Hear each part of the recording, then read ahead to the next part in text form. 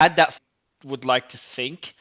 And then there is a function to just pause Ren BTC, but this will hurt all the good actors that are using the bridge. So that's why they haven't taken There that step. isn't a function to get rid of REN BTC, but there is a possibility of pausing the smart contract so that if someone sends BTC, they don't get REN BTC back.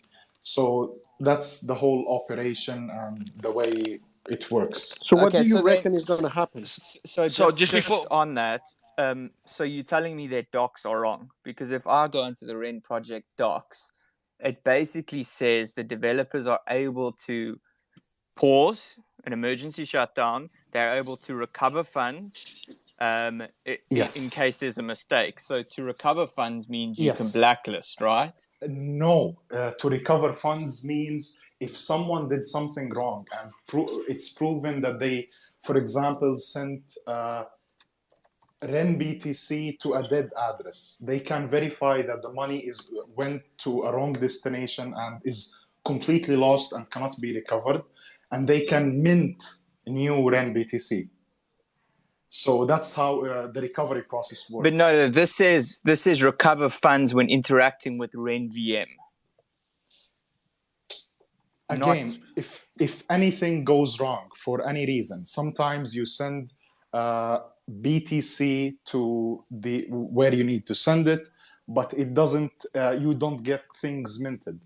So if anything goes wrong for any reason, and they can verify the transaction, and they can see that anything went wrong in the process, they have the ability to recover that process using a transaction hash, using multiple things that are implemented in the smart contract. Hey guys. So sorry, just to go back to Corbase. So what you are saying is the core devs of Ren are unable. So assuming I send funds from Ren BTC using the bridge and it goes through their, it's called the Ren VM, they're unable to stop the nodes and stop that transaction happening. If they stop the node, the whole process, no one is able to move assets. But once they operate the node again, the money will go through regardless. They cannot stop it. But they could stop the nodes. Exactly. They could stop the nodes and do a hard fork that potentially blacklists addresses, which we saw Ethereum DAO do, and we've seen BSC do. So they could do that, correct? Again, that's tricky. Again, because the way it's built with the dark nodes, it's not as simple as it seems. No, I agree, but there is a possibility for them to pause it for a period of time, make code-based changes, push those code-based changes, and start the nodes up again, which we've seen Solana do, we've seen Ethereum do back in the DAO hack, as well as BNB chain do. Yeah, there is this kind of possibility as well. Since they have the ability to pause a smart contract, they can simply just pause the smart contract, make a new smart contract, or fork the network and then redistribute that money. But people that already have REN BTC will be able to trade it, so that will possibly inflate the supply, or people may have more money than what they should have. So there is some risks can you involved. talk about the breakdown of the security model when the REN coin price is so low? The security model so the REN price currently is affected for nonsense, like people can do that thing regardless, like they can, and it's still like holding up pretty well, but it's just people that are holding REN BTC are selling it. That's why it's depegging. But again, but there's a breakdown in the security model of Ren, like running a dark node, isn't there? When the Ren price is below the value in the system? No, not necessarily. No. So it's the same way as when Tether depegs. Usually, you see Tether always claiming you can always claim one USD for each Tether, and people have been able to claim it even if it depegs. So people take advantage of those arbitrage situations to make money. But it's not a security flaw. So I'd like to DM you later to talk about this because I'm under an assumption that the security model has broken down because the No, no, price no, of it's Ren not. has fallen The so low. price has no effect in it at all. I would be happy, send me a DM. I would be happy to organize a call, discuss this further. But the price has no influence on what would happen. You can always claim one BTC for one Ren BTC. Can you do a VXD? Do you have a thread on this at all or no? I do not have, but I could write one up and send it to you. Yeah, please do, and I'll add it to our thread because I've added umbrellas. Oh, definitely good to get your perspective there. So if you could do it today, my team's gonna send you through my WhatsApp via DMs. And then because I know I want to talk to Zach and Crypto Beast just about their experience with FTX because they rang the alarm pretty early on the whole FTX situation. So I want to kind of move on to that discussion. But I want to really make sure I include all different perspectives into the thread about Ren. So what I'm going to ask from you is right now, done. Yes. So the team sent you my number. Please DM me on WhatsApp and then do a thread and send it to me so I can include it in my thread, man. Really appreciate you coming up on stage and sharing that. And for the audience that doesn't understand what we just discussed is too complex, I'm summarizing it because again, I'm not a tech. Just breaking across the wires. U.S. Department of Justice says 2 Estonian citizens have been arrested in a $575 million cryptocurrency fraud and money laundering scheme. That's coming from Reuters. But that's unrelated nice to. Nice that this is unrelated. Estonians. How about Sam, bitches? Go and get Sam. You know where he is. Pick him up. Hey guys, I just wanted to Yeah, mention... and we know where Andreessen Horowitz's office is. What about them? Okay, Jesus, bro, you've escalated this pretty quickly. Okay, for VXZ, I'm gonna get CZ now. guys, listen, guys. I've asked you. Remember, I'm the one who cops the slack from anything that's said here.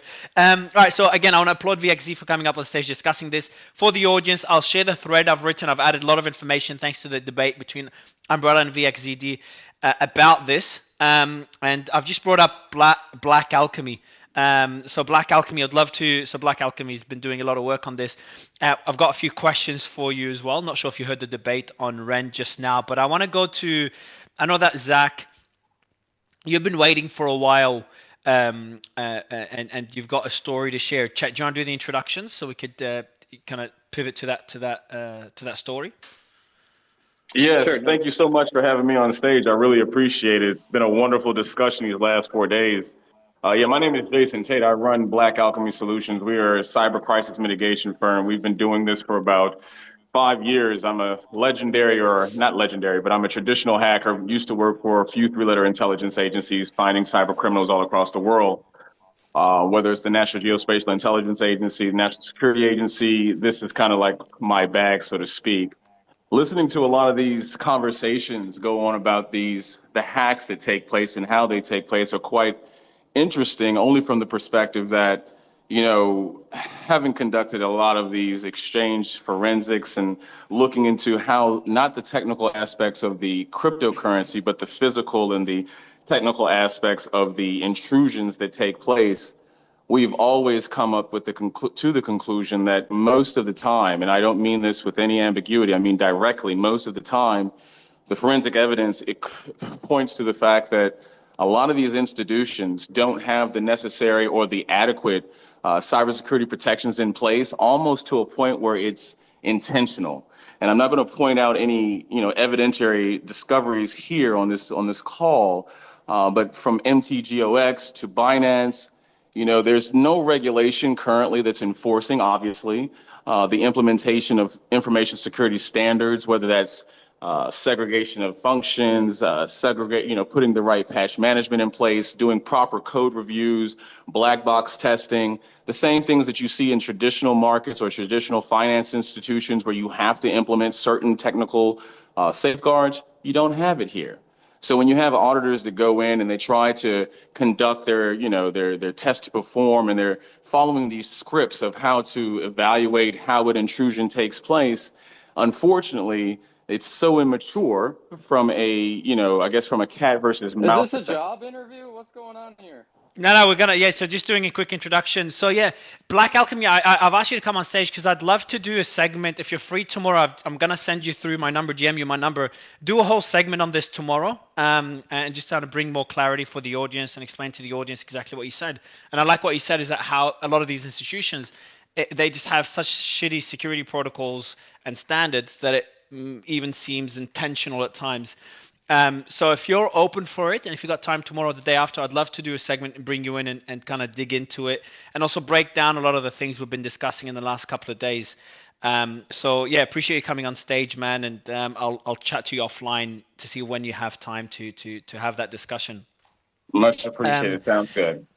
Thanks, brother. I Appreciate thought it. we were getting some juice. I thought this was No, I'm waiting for the juice. nah, Okay, so now the juice. Where do Yeah, they so put the exploits? yeah, so Zach, Zach, how are you, man? Hey, doing well. Thanks for Zach? having us on. Appreciate it, bro. And I think I've got Crypto Beast as well who'll be coming up. But Zach, I brought you up because you were ringing the alarm about FTX well before anyone was talking about it, correct? Yeah, it's Crypto Beast. She's the one that really sounded the alarm first. So I think it would be best for her to start and talk about what she found and the evidence that she's brought forward. Yeah, I think she just dropped out. She was just on stage. I don't know if it glitched for her. Let me just ping her quickly now. Let me. Oh, I've just pinged her now. Yeah, I'm just bringing her up now. She just dropped. Miss Crypto Beast. Let me do that now. Do you know when she started ringing the alarm? Yeah, so when Celsius was being attacked on the media front, she had generated a huge amount of connections with many crypto influencers at her time at Celsius. Both her and I worked at Celsius.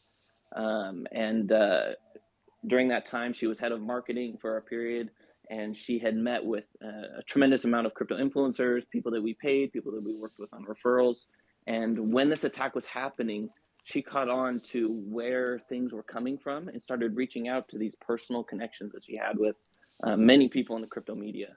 And that's where she started collecting information and started spreading the word that, hey, this was a coordinated attack. I think this is about the same time that Plan C had put out his thread. I think he was just re-mentioning it last night, that there was a large amount of evidence here pointing to FTX, and not only that they were targeting Celsius at the time, but they were just bad actors in the space in general.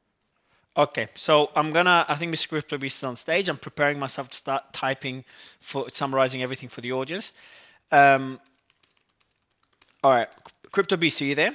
Hi, how's it going? Sorry for taking so long. We just kind of went down so many rabbit holes and got pretty carried away and a bit technical as well. So really appreciate you coming on stage to share this.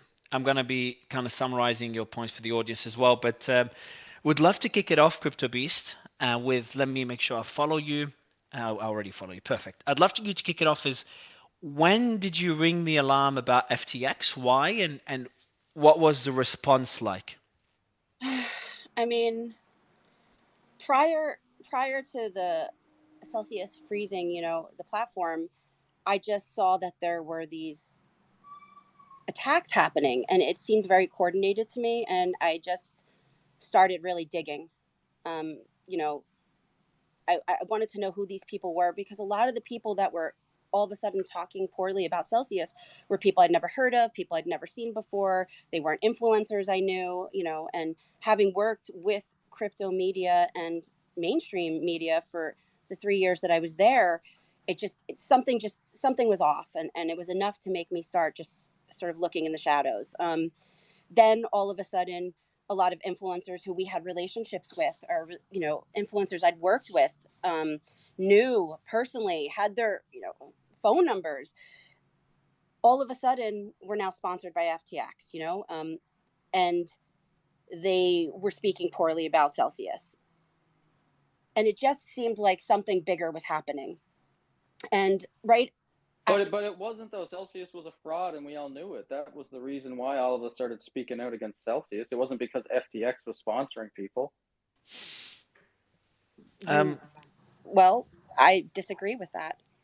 We'll continue with the story. We'll continue with the story because I know Simon as well. You've been pretty involved in this whole. You're pretty aware of this whole story as well. You're the one that brought it to our attention. So we can have that discussion afterwards. So you're saying, hey Mario, I hey, think we should Plancy. let Crypto Beast and Zach give their full take Yeah, exactly. I was about to say that.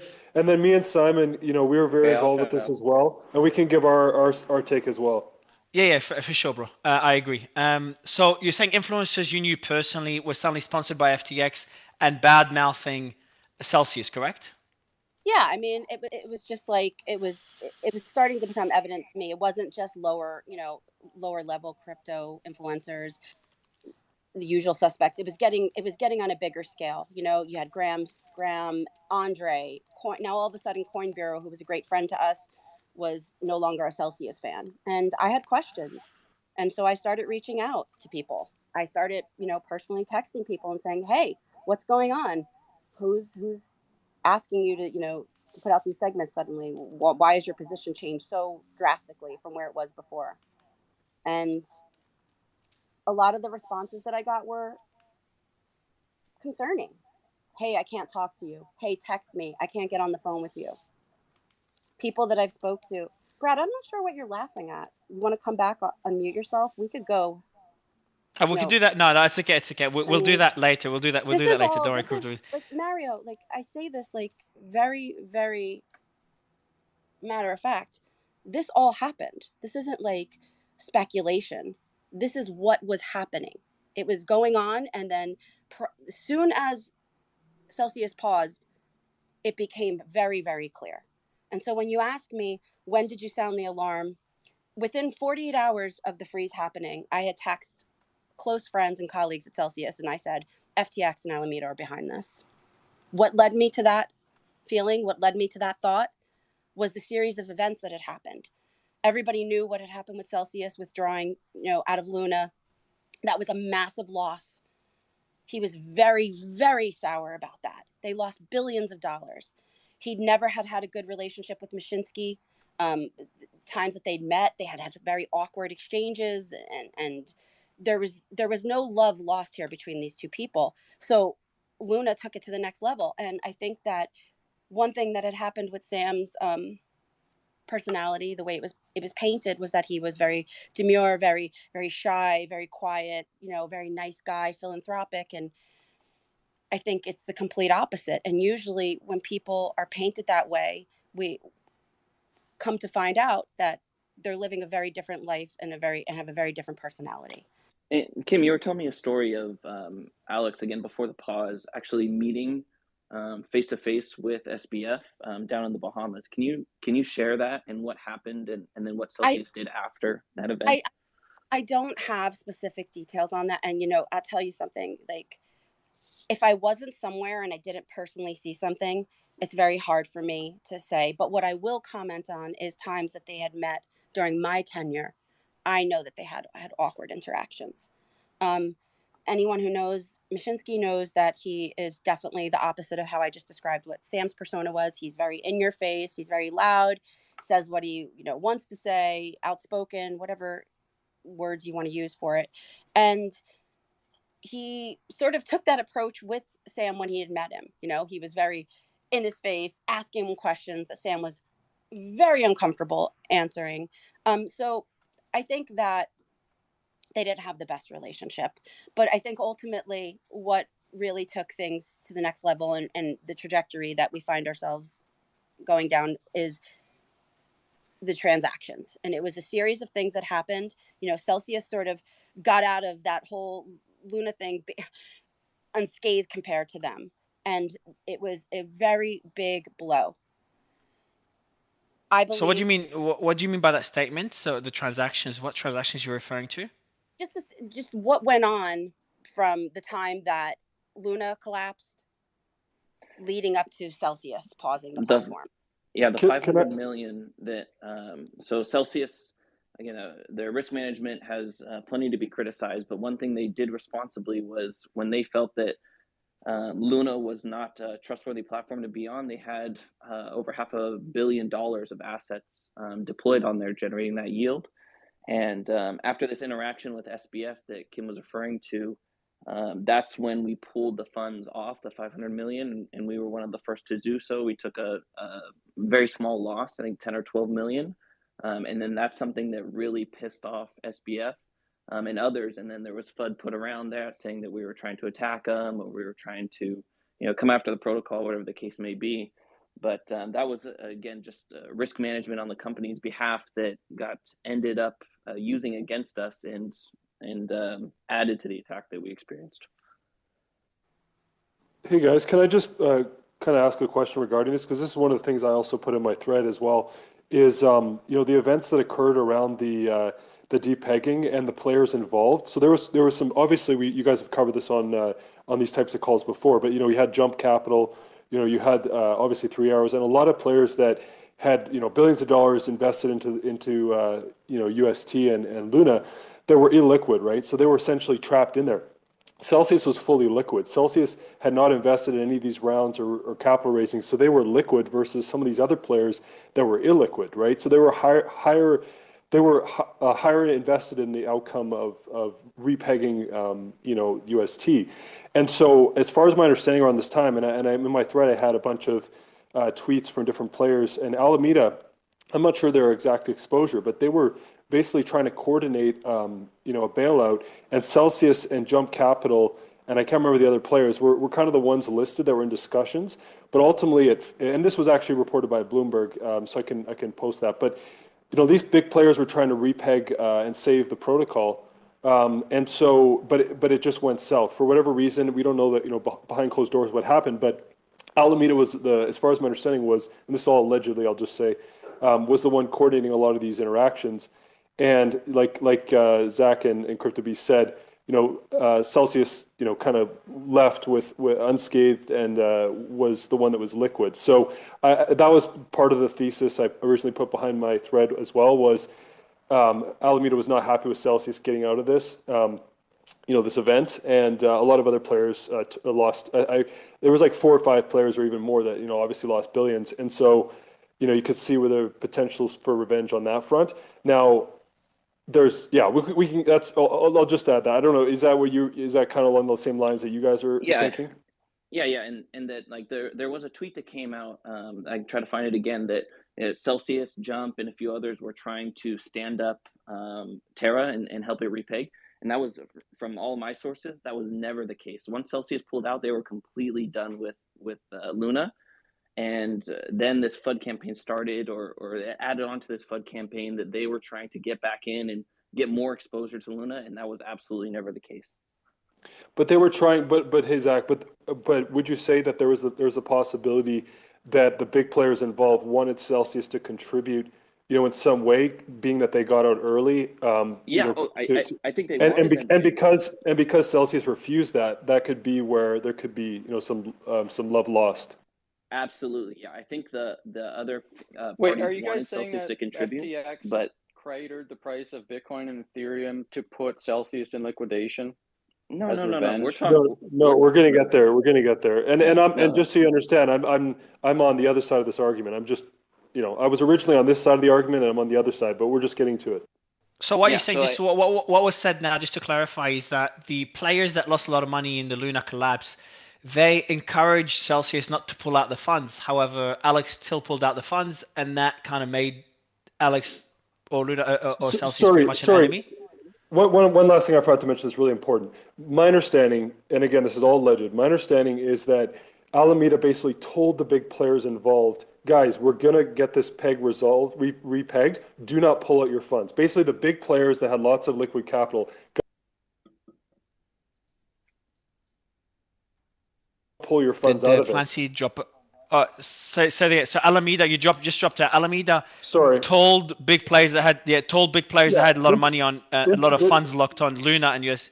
This is alleged. Yeah, this is alleged. My understanding is Alameda basically there's a tweet from the former CEO of Alameda. Right. The former CEO of Alameda said, "Guys, everything's under control. We're working on repegging UST. Don't pull your." I don't remember the exact words he used. I could find his tweet. But he basically implied, don't pull out your liquid funds if you're a big player in the space. And I'm sure, they knew all the big players that were involved. They probably, call Celsius and say, look, don't pull out your 500 million. We got this under control. And basically all the big players they told not to pull out funds, I don't know if they did or didn't, but Celsius did. And so that's where Alameda would be pissed, right? Wait, are you saying that when Celsius pulled out their funds from Luna, from Anchor Protocol, that caused the crash in Luna? It was UST? I'm not saying it caused the crash, but it was potentially a contributing factor along with other players. Like they pulled out. I'm just speculating. It's alleged, but my understanding is, and there's some on-chain analysis that kind of show that them pulling out didn't help. Right? It wasn't necessarily the reason for it, but it was one of the big factors. Were they providing liquidity? I thought they were just staking a bunch of staked ETH. No, we were providing liquidity to we were using Anchor, and we had a ton of TUSD, and so once Alex got the sniff that things were not on the up and up and didn't have confidence anymore, we pulled out $500 million. We took a $12 million hit on the spread, and then shortly after it began to depeg much more severely. So you can look at the transaction history and say, well, Celsius ran out, they lost the trust, they cost us all kinds of money, they added to the collapse of Luna, therefore we're going to put a mark on them. And I think Celsius we didn't get a lot of friends. Yeah. Celsius had UST and what, staked ETH, like in a liquidity pool or something before the collapse? What were the assets they had in Anchor? I believe they were just staking Luna stablecoin on Anchor, and they pulled out 500 million. Yeah, they were staking UST. They were staking UST on Anchor, and then they pulled out the. I thought they also had a huge position of staked ETH on. They Anchor. do, but how's that related to this? So they pulled out. So they had a big position of UST that they were farming with, and they had some staked ETH farming as well. They pulled it all out and sold the UST, and that sort of contributed to the depegging of UST. So if you remember what happened, that day or that week, what happened was Anchor had, I think, 9 billion, 7 billion, 11 billion. I don't remember the exact numbers that Anchor had staked on Anchor. And a lot of that money, or allegedly, a lot of that money was Celsius's money.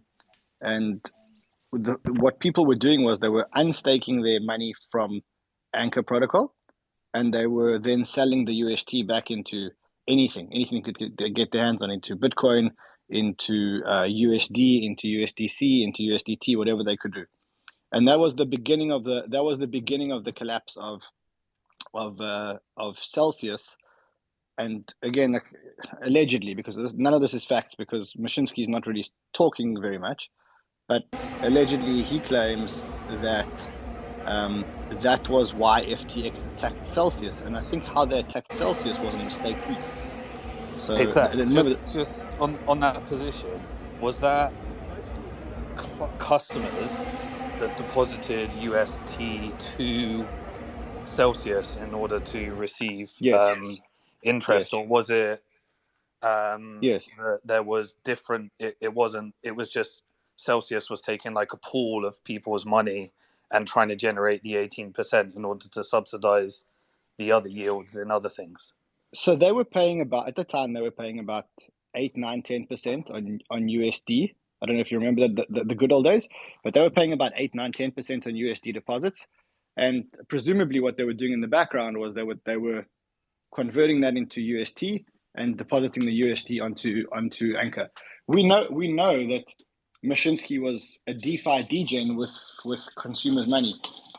I think that's the big issue. The big issue is we entrusted him to be running a lending and borrowing operation, but what he was doing was he was running around the market trying to find DeFi yields. And one place where he found great DeFi yields was on Anchor, and that's why I think more than $500 million was on Anchor. But I think the $500 million was the part that he claims that SBF or FTX were upset about.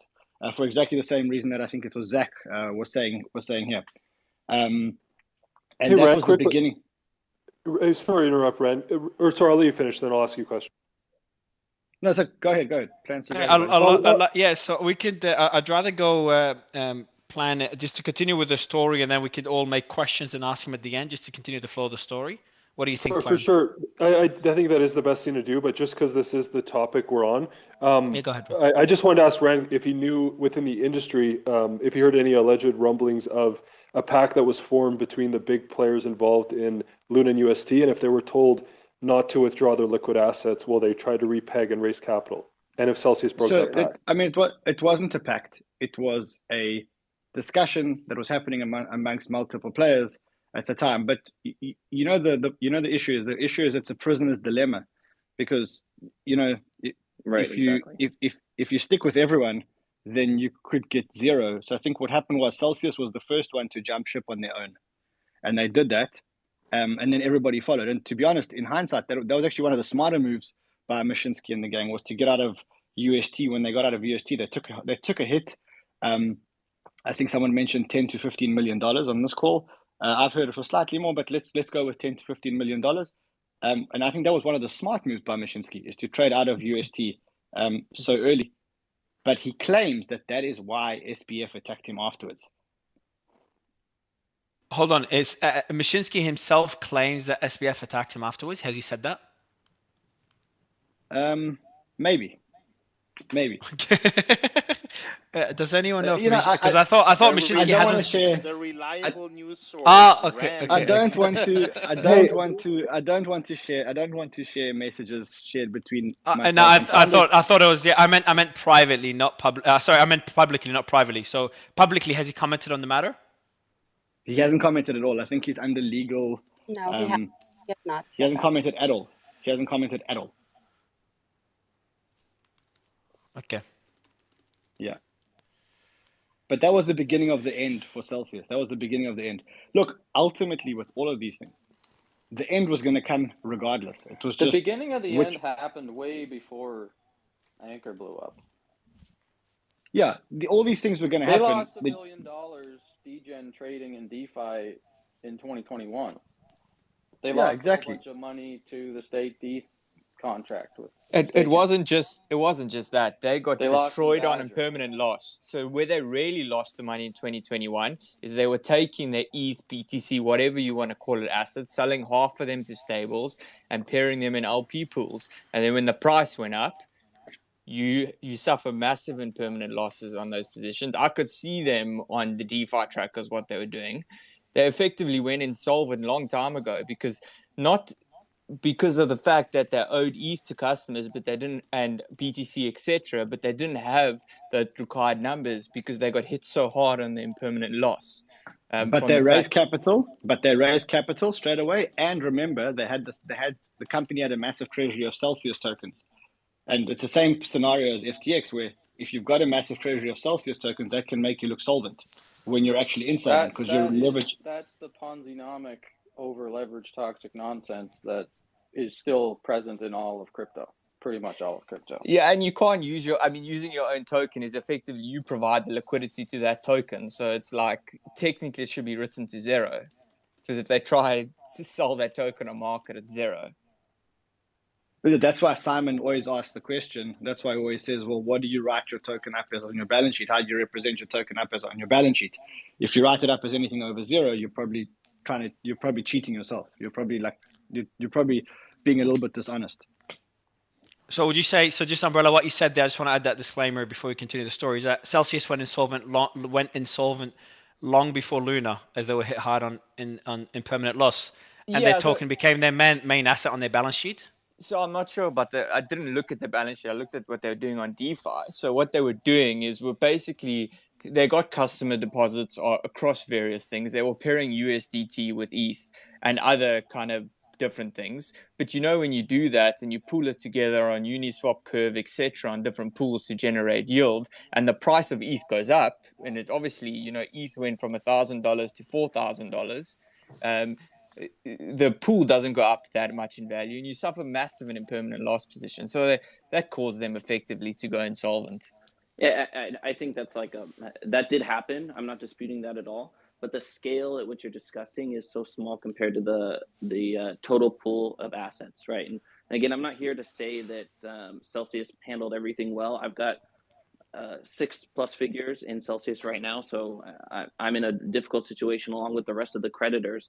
But I think if you look at the position that we're at now, the insolvency is more of Celsius used our coins to purchase non-crypto assets. They bought a mining business. They bought all kinds of other equities and other crypto companies, other coins, all kinds of this whole basket of shit, right? And we don't know the value of that. But they have half of the coins on the balance sheet today in kind. So just to interrupt you, Mario, I've seen ZeroXB1 in your space quite a few times coming as a listener. He did a lot of the DeFi work for Celsius, so it'll be good to get him up. They're in a lawsuit right now. He won't come up and speak. I invited him yesterday on the spaces I hosted for 4 hours. And then Celsius countersued him for, I believe, $100 million. So I think that taking his word over anyone else's is not a fair thing to do. This is like, honestly, these discussions about all the shit that's been happening in 2021 is like the definition of a mind fuck. It's insane, guys. Like, I'm just trying to literally break it down as I write this thread. But I'll continue. So I want to just continue with the story. First, again, I want to applaud Crypto Beast and Zach and Plan C for accepting to come up on stage and share this. So we're up to Celsius was the first to jump ship. Others followed due obviously to Prisoner's Dilemma. And that was pretty much the beginning of the end for Celsius. That's where we're up to. I mean, I don't know that there's so much. You're kind of missing an earlier part of the story, though. The staked ETH, the Lido staked ETH story. That's a major piece of the story that still has to unfold. Yeah, that's going on congruently right now. There's a lot of like Ethereum maximalists, or whatever you want to call them. But we can. I think this is also like there's so much shit that Celsius did that we could break down, and I think we have another segment for Celsius and all the shit they did. I'm trying to do in this thread is Mario, you're talking about like incentives, right? Who would have the incentive to sacrifice Celsius or even FTX or whatever? And if you're trying to have that conversation, you got to also include the incentives of the billions of dollars of leveraged staked ETH positions on Aave that, if it depegs, will wipe out a lot of Ethereum maximalists that went long on the merge. Now they're stuck. Hey guys, really quickly. So just to take this as an example, okay? So in the Luna situation, Celsius was liquid and other players were illiquid, right? In the ST ETH position, Celsius was illiquid and other players were liquid, right? So it's almost like the perfect revenge if you look at it that way. You depeg ST ETH, and Celsius was the one that was illiquid, whereas Alameda and other players were liquid. Does that make sense? Or not? Correct. I guess. Yeah. No, that's right, Plenty. That was another attack vector. So after Luna, FTX took out an enormous position of staked ETH liquidity that they.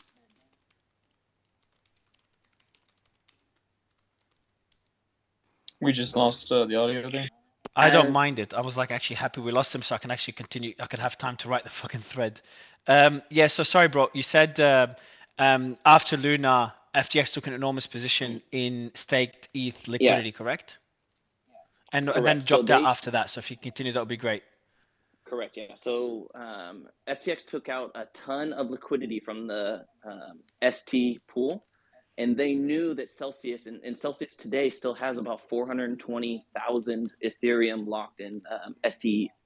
So they knew that while there was a liquidity crunch across the board, a bank run, some would call it, that they took out the exit for a staked ETH, which was still is a massive position.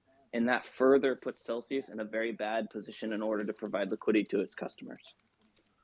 And do you guys remember at the time a lot of the people saying take your funds out of Celsius? Again, I'm on the other side of the debate. I'm just going along with the story at the beginning here.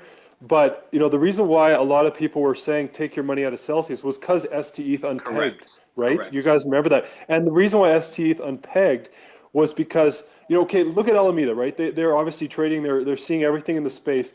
Celsius got out the door Luna first, right?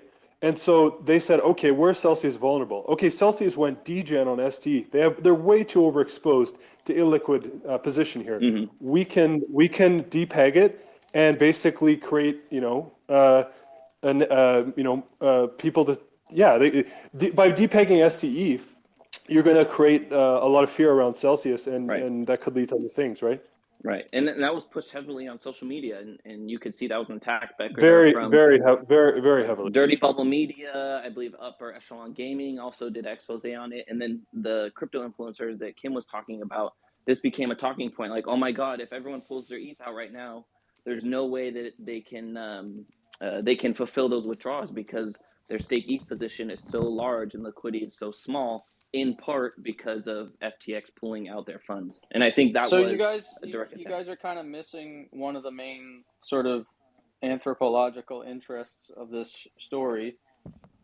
Celsius was in the same position as a lot of other ETH maxi like traders, whales, whatever you want to call them, that were not really exposed to Terra Luna or Celsius, but that were also exposed to the SD ETH peg breaking.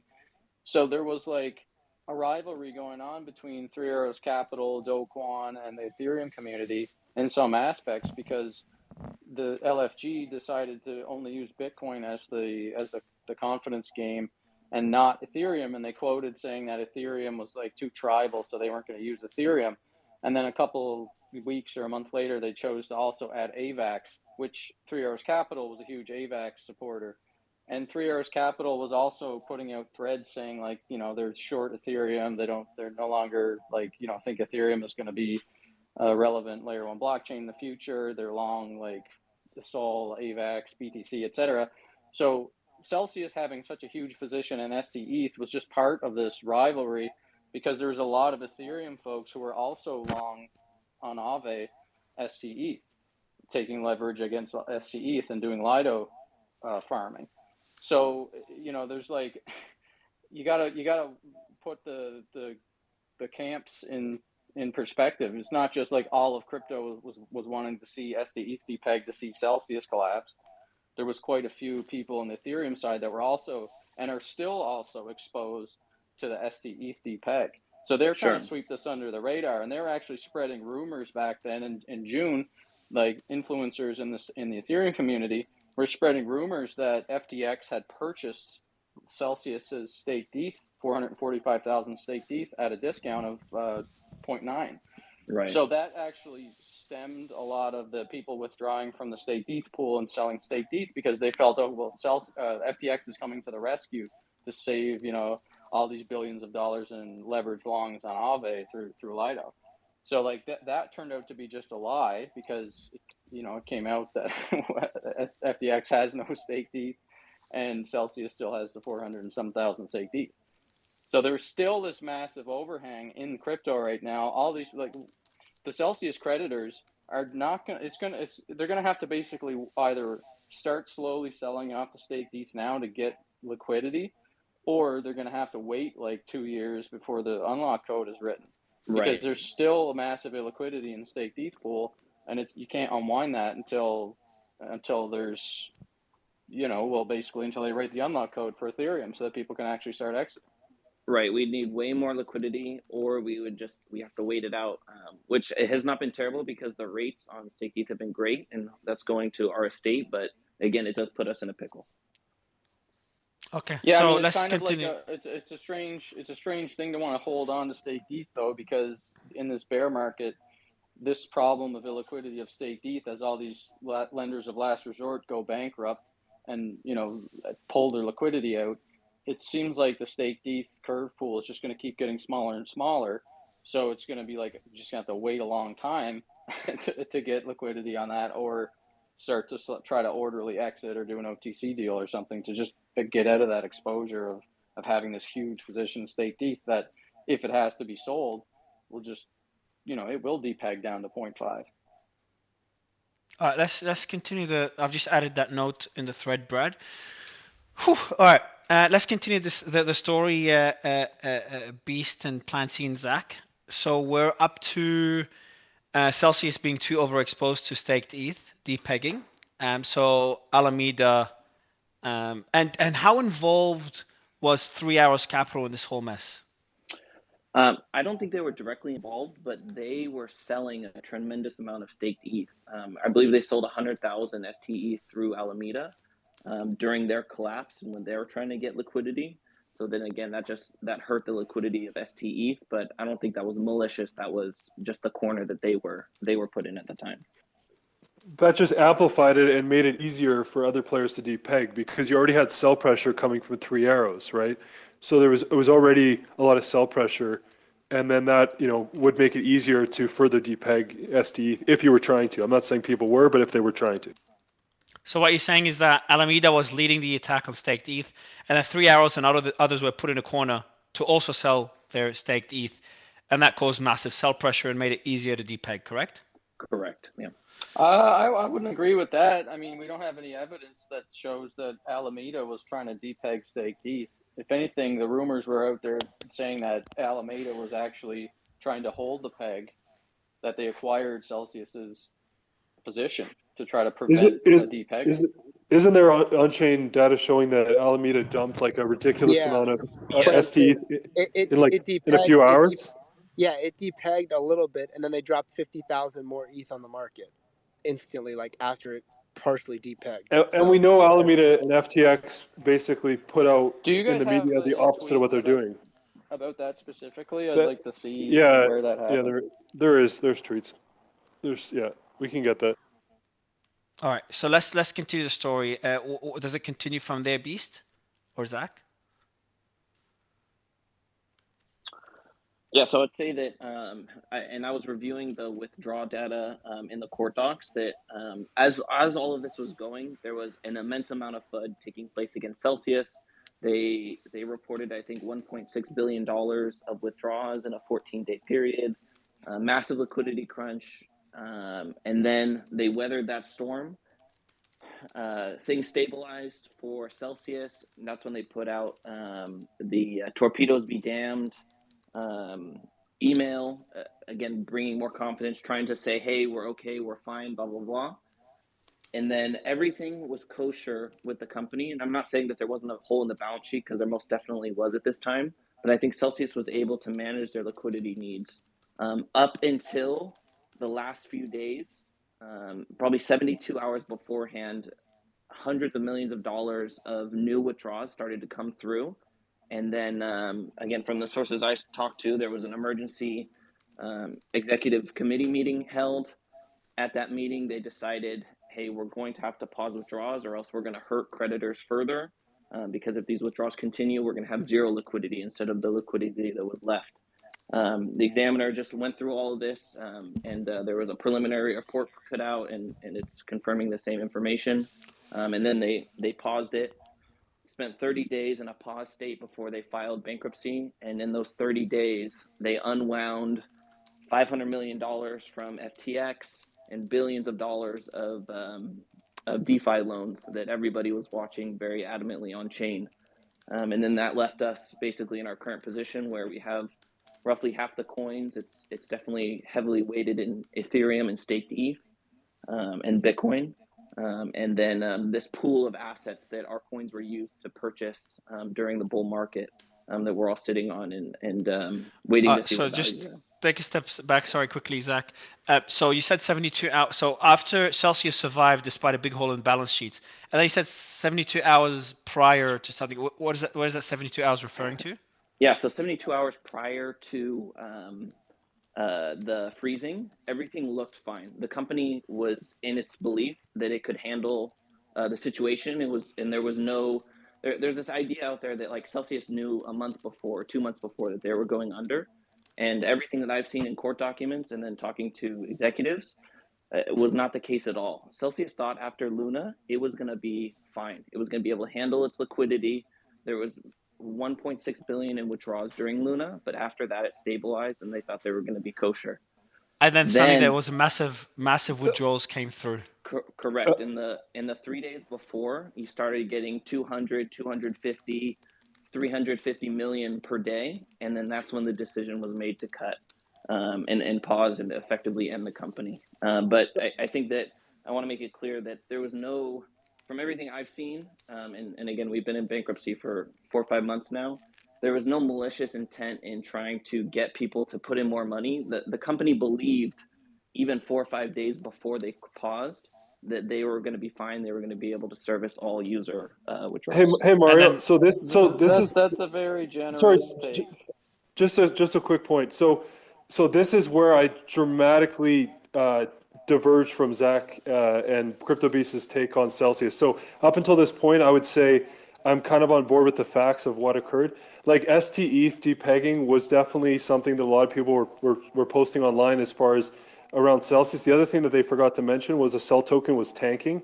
So the cell token tanking was also people were posting charts of cell token, Correct, yeah. and that was causing even more people to take money out of Celsius. But at the end of the day, a lot of the so-called FUD that was being spread on social media ended up being fact, right? The vast majority of everything that was said on social media was factual about Celsius, about their insolvency.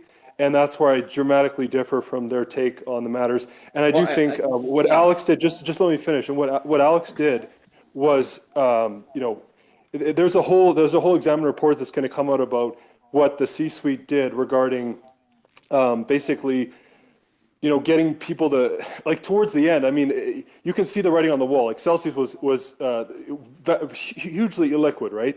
They were insolvent, or I should say, or didn't have the assets with these withdrawals. Alex was going on social media. There's a tweet from Alex, basically days before the withdrawals or the freeze, saying, "I'll give $1,000 to people that create new accounts." Like he was running contests to try and get more investors. He was messaging Simon to try and get retirement funds, more retirement fund sign up.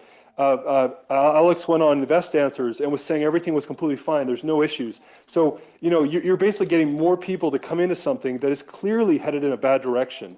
And you're missing a ton of capital that you cannot give out. So there was a lot of, I would say, very questionable, unethical activities around the C-suite, Alex, just with the way they handled those things. Plus, the C-suite was pulling out their own funds.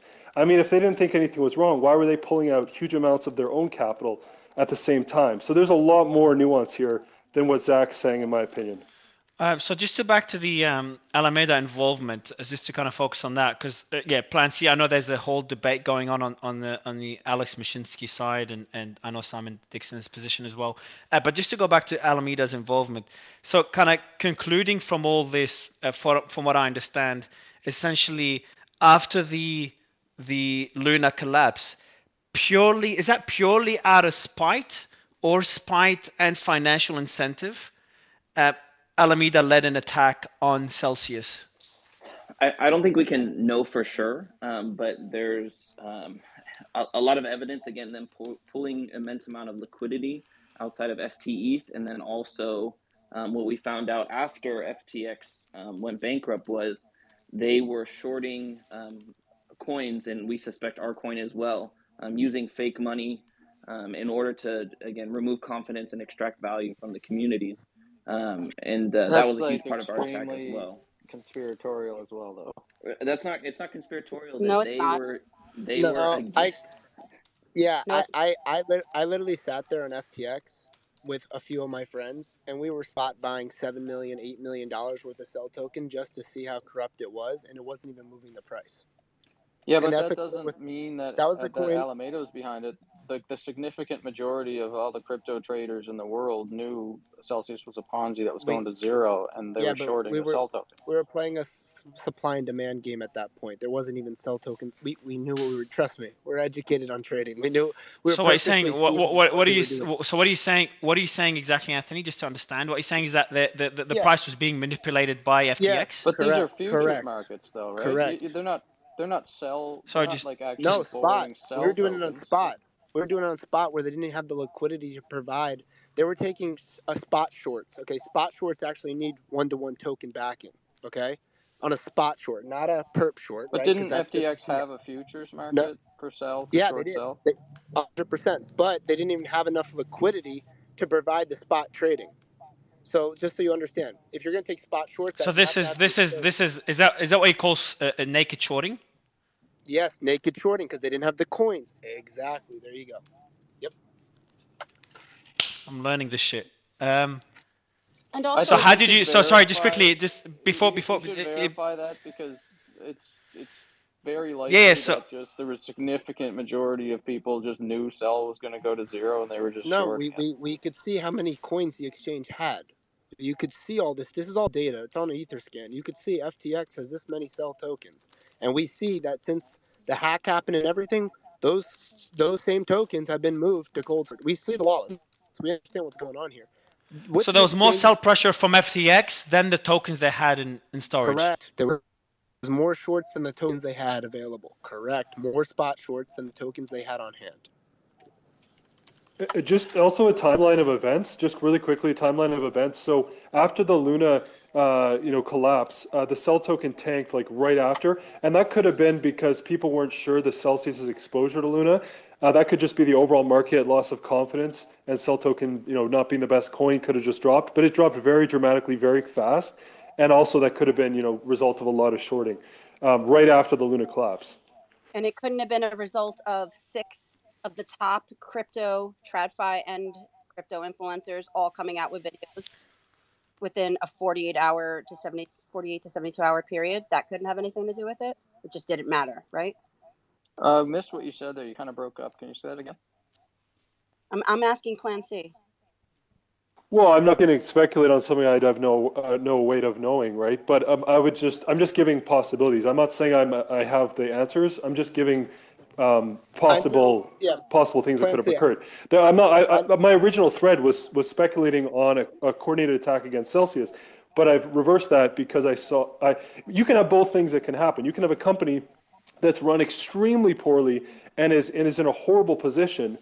But you can also have, an opportunistic taking, like exposing them, like just like CZ, in a way did with Alameda. It's the same thing you could say that Alameda and FTX did with Celsius. It's the same kind of a thing. A behind-the-scenes orchestrated attack filled with half truths and half untruths is not just exposing. That is something different. And but if you pull the fire alarm and there's no fire, there's no problem, right? But when you pay people to say things that they have no proof of and they're just saying it because you're asking them, that is corrupt. I've just just for the before so just quickly, I want to get more clarity on this. Sorry, before we get more clarity on this particular point, I've shared, just for the audience to keep track, I've shared the thread as usual as I do in Spaces of this discussion, and I'll keep adding to it. In above, you can see it above or my account tweeted. You can add questions there. My team will go through them. We can ask him to the panelists. So before you answer Simon's question, what's the point that was, Simon? Can you tell me before you ask your question, what was the point that was just made now, and then continue with your question, if you don't mind?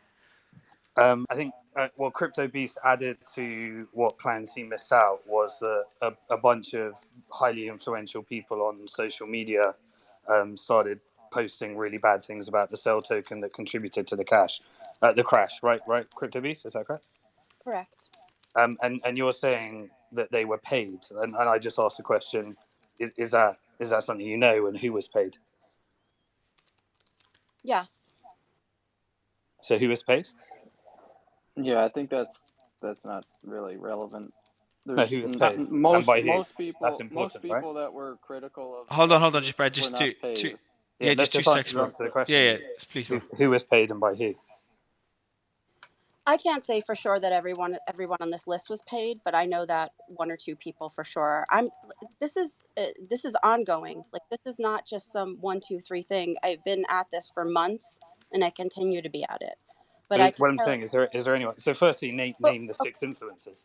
I mean, I could tell you right off the bat that within a very short window of time on social media and YouTube, you had Coin Bureau, Max Maher, Ram, Stefan, Andre Jake, Crypto R Us, Crypto Love, all within a very short window of time come out and denounce Celsius.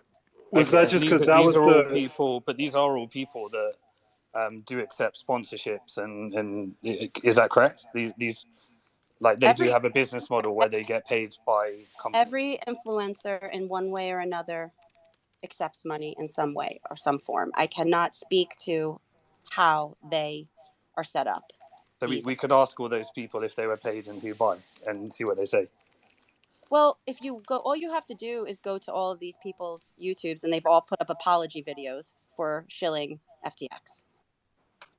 Okay, so they were all sponsored by FTX, all those people you just mentioned, the 6 people. So crypto influencers when you accept start talking. sponsorship. Sorry, 2 seconds. Sorry, 2 constantly. seconds. Right. Yeah, just 2 seconds. Bro. Sorry, I'll ask it, and then I'll let you go right after. Sorry, Crypto Beast, you want to answer that last point? Sorry, and then I'll let Brad jump in. I just think when you talk about a token collapse, you have to look at the factors that were involved. Sorry, go ahead, Brad. I'm just saying that, like, logically, I hope most people follow that in this bubble, 99% of all YouTubers and Twitter influencers were paid in some form by some shitcoin or some exchange, and they don't have anything other than like entertainment value, and they shouldn't be listened to for financial advice. And the significant majority of people who are actually critical of Celsius from a non-biased perspective, from just like obviously looking at what had happened and recognizing that people were going to lose their money, were people like myself who never took any sponsorship dollars from anybody, not even shitcoins or crypto casinos. So like the idea that somebody like me would be trying to warn people to get out of Celsius for a year and a half before the whole thing collapsed, like I was paid or something like that, it's just like ignoring the facts, because Brad, it was clear that this thing was going to blow Oh, up, hold on, and a but lot of us were just. you had can actors I like say Corey something? Clipstein. Hold on, KP. You had actors like Corey Clipstein that was offering financial incentives. It was paying his own, putting out a $3,000 reward, I think it was, in Swan Bitcoin Services, in Oh, that's order right. to pull out their funds from Celsius, and was directly trying That's to right. take down the company. Was offering a financial reward and was very public about it, very proud of it. So there because Celsius was out there lying about Bitcoin. Like Alex was out there lying and convincing people to lock their Bitcoin into a Ponzi scam. Yeah, there was a video that Alex made that really backfired. So Alex, on one of the AMAs, he basically said that 30% of Bitcoin are lost because of store your own keys, and basically, yeah, the Bitcoin community was not happy. The video got over 100,000 views. He kept posting it on his page. Sorry, who did you say, Zach? What's the Swan? I can't remember his name right now. Corey. Corey basically kept posting on his feed, Alex saying that 30% of Bitcoin is lost, and store your own keys is dangerous. And Corey kept posting this, and Corey was giving away a year of free membership or whatever for his custody program for people that pull their funds out of Celsius. But I mean, also, if you talk to Corey, he would say that he, for years, felt like Alex was a bad actor, and that's why he never supported Celsius, because from what my understanding with Corey, what he said is basically he just never trusted Alex, which turned out to be the right bet. Clancy, I wanted to say something back to right before you jumped in and then Zach jumped in. Getting paid to shill FTX is absolutely not the same thing as getting paid to create FUD on Celsius. They are two different things. Okay, but what FUD was created? Like, what was said on social media that turned out to be not true? That's my question. And these are free markets. I mean, there's an incentive as a free market participant to expose fraud and short the token. If there's an unregistered security token in the market that you can trade, you can take a big short on it and then expose the fraud and capitalize on it. This is a free market. That's how they work. I agree with both what you guys are saying and also the other aspect as well, because you got to realize, for a fact, we know this is factual. Okay, basically, they depegged STETH, which we saw on chain. We saw that. We also know that they were manipulating the sell token price on FTX. We know that, and you guys have even seen they had God mode and all the different shit. And the reason we know this, when you could see simply that there were more spot shorts open than the amount of sell tokens in circulation. It's just simple to understand, because Cell got all locked up. All the supply got locked up within the Celsius platform. So you can see what was on exchanges and how many coins were left. If crypto was a real industry and regulated and stuff, every exchange that had Cell token listed should have delisted it the day that Celsius locked up 95% of the supply when they locked withdrawals. Because how are you going to fulfill orders? So it's all manipulation on these exchanges because they didn't have tokens to back the trading. That was Thank you. That was the Anthony, crazy thank thing. you so much. Yeah, it's just common. It's not hard to figure out, guys. This was That's very a Guys, fair point, can Anthony. Can you actually post some evidence that I was happening? I'd posted like to that, look and at that. everyone has posted that on the Talkers tweet. Like, I've been So from day one. Sorry, Mario, for that's right, jumping bro. in. Ron, just two things before you jump in, Ron. Ron, is that Ron Paul? Oh, Ron Paul Bot. Okay, so I'm It's gonna call Ron you. Paul I'm gonna Bot, call yeah. you Ron Paul Bot. If you mind do me two favors. Number one, if you could just fix your mic so we can hear you clearly. I brought you up on purpose because I saw your bio. And second, you said there's evidence. If you have a thread, or if anyone could do me a favor and share threads above to confer to that show that, because this is a big claim that FTX was naked shorting sell tokens. It's not a big claim. It's in their filings. They did this for many projects. It's very open stuff. It's all documented in the court case so far. Like, this shit has all gone on. It's already documented in the court case already by FTX. Not specific tokens, but it said they had a God mode on their trading platform. They called it God mode, where you can never get liquidated and you can manipulate markets. That's insane. Yeah, this is all public information already. Yeah, your audio's bad, Ron. Your Ron Paul Bot, the audio's bad, bro. I don't know if you can fix it. It'd be great if you can. I just want to say one more thing, Ron. I want you to touch on this because I know I've actually spoke to Ron about this, so he's very educated on the subject. But I just want to say one thing really quick. Those two things we know for a fact. Okay, the ETH thing, getting depegged so they couldn't get their liquidity, so they were stuck in the position. That was very simple to understand. From there, but did Celsius put itself in that position by overexposing themselves to STE? I'll let you just so just quickly, Anthony. I'll let you make your points quickly, and then Clancy, you'll jump in just so I can write down the points. Yeah. So the whole Celsius thing, it really wasn't started like this lunatic. These are just like additional things, right? These are like little additional things. The whole situation started when they had 30 billion under management. When they had 30 billion under management, which was like their high, when they had $30 billion, they thought, okay, well, it's hard to generate yield in this industry right now. We need to figure out more methodologies to generate yield in a safe, compliant way for our customers. So what they tried to do was start a Bitcoin mining facility with almost $1 billion. That was when the hole was. That's how you create a hole the size of the hole that they had. No, man, they were doing there was degen a bunch of other things too. No, before that. Correct, guys. But guess what? They still have 53% of the assets right now. So what are you really arguing? Math, guys, math. Right now you could buy their whole back. Right now you could buy the whole back with $700 million. Probably 50. Right now you could buy all the coins back. That might help the conversation.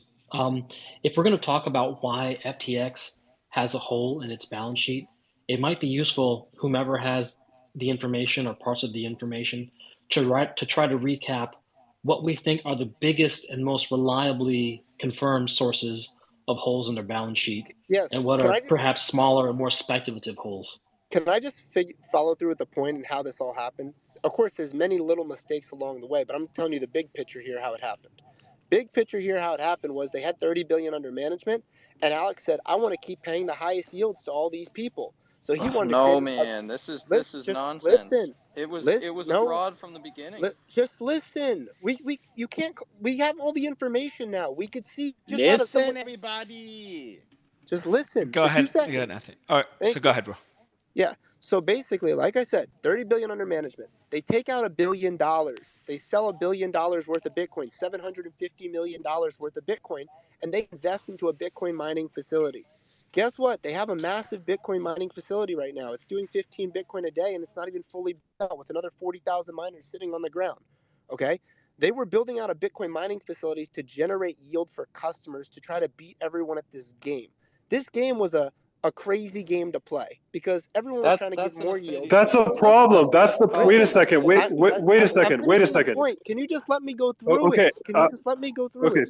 Listen. So that's what they did. I'm just telling you what they did. This is clear. We could see this. This is what happened. They have a loan against the company for $750 million for it. This is all factual stuff in the bankruptcy. Just let me finish, Clancy. Let me finish. So from there, Piotr unmuted, guys. It's gonna get bad. What happened? Are we good? Sorry, continue. Nothing. All good. Yeah, go ahead, bro. Go ahead. Okay. So guess what happens when you have 30 billion under management? You could operate with $1 billion hole. That was their methodology. Okay. Then we go into crypto winter.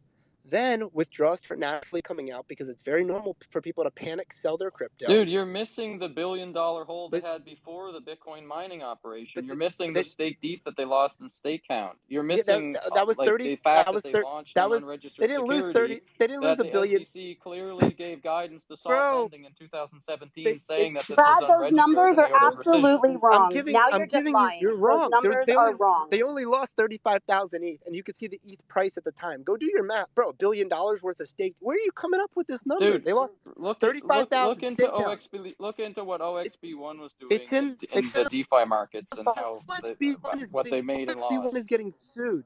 OX1 is getting sued by the company right now. Why do I want to talk to him? He's in a legal case right now. I'm giving you facts. This is from the filings. I'm not coming up with shit. It says Simon can tell you $750 million loan.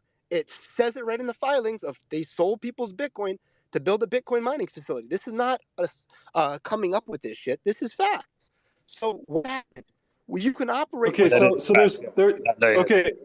Hey Mario. So right now you have 5 people.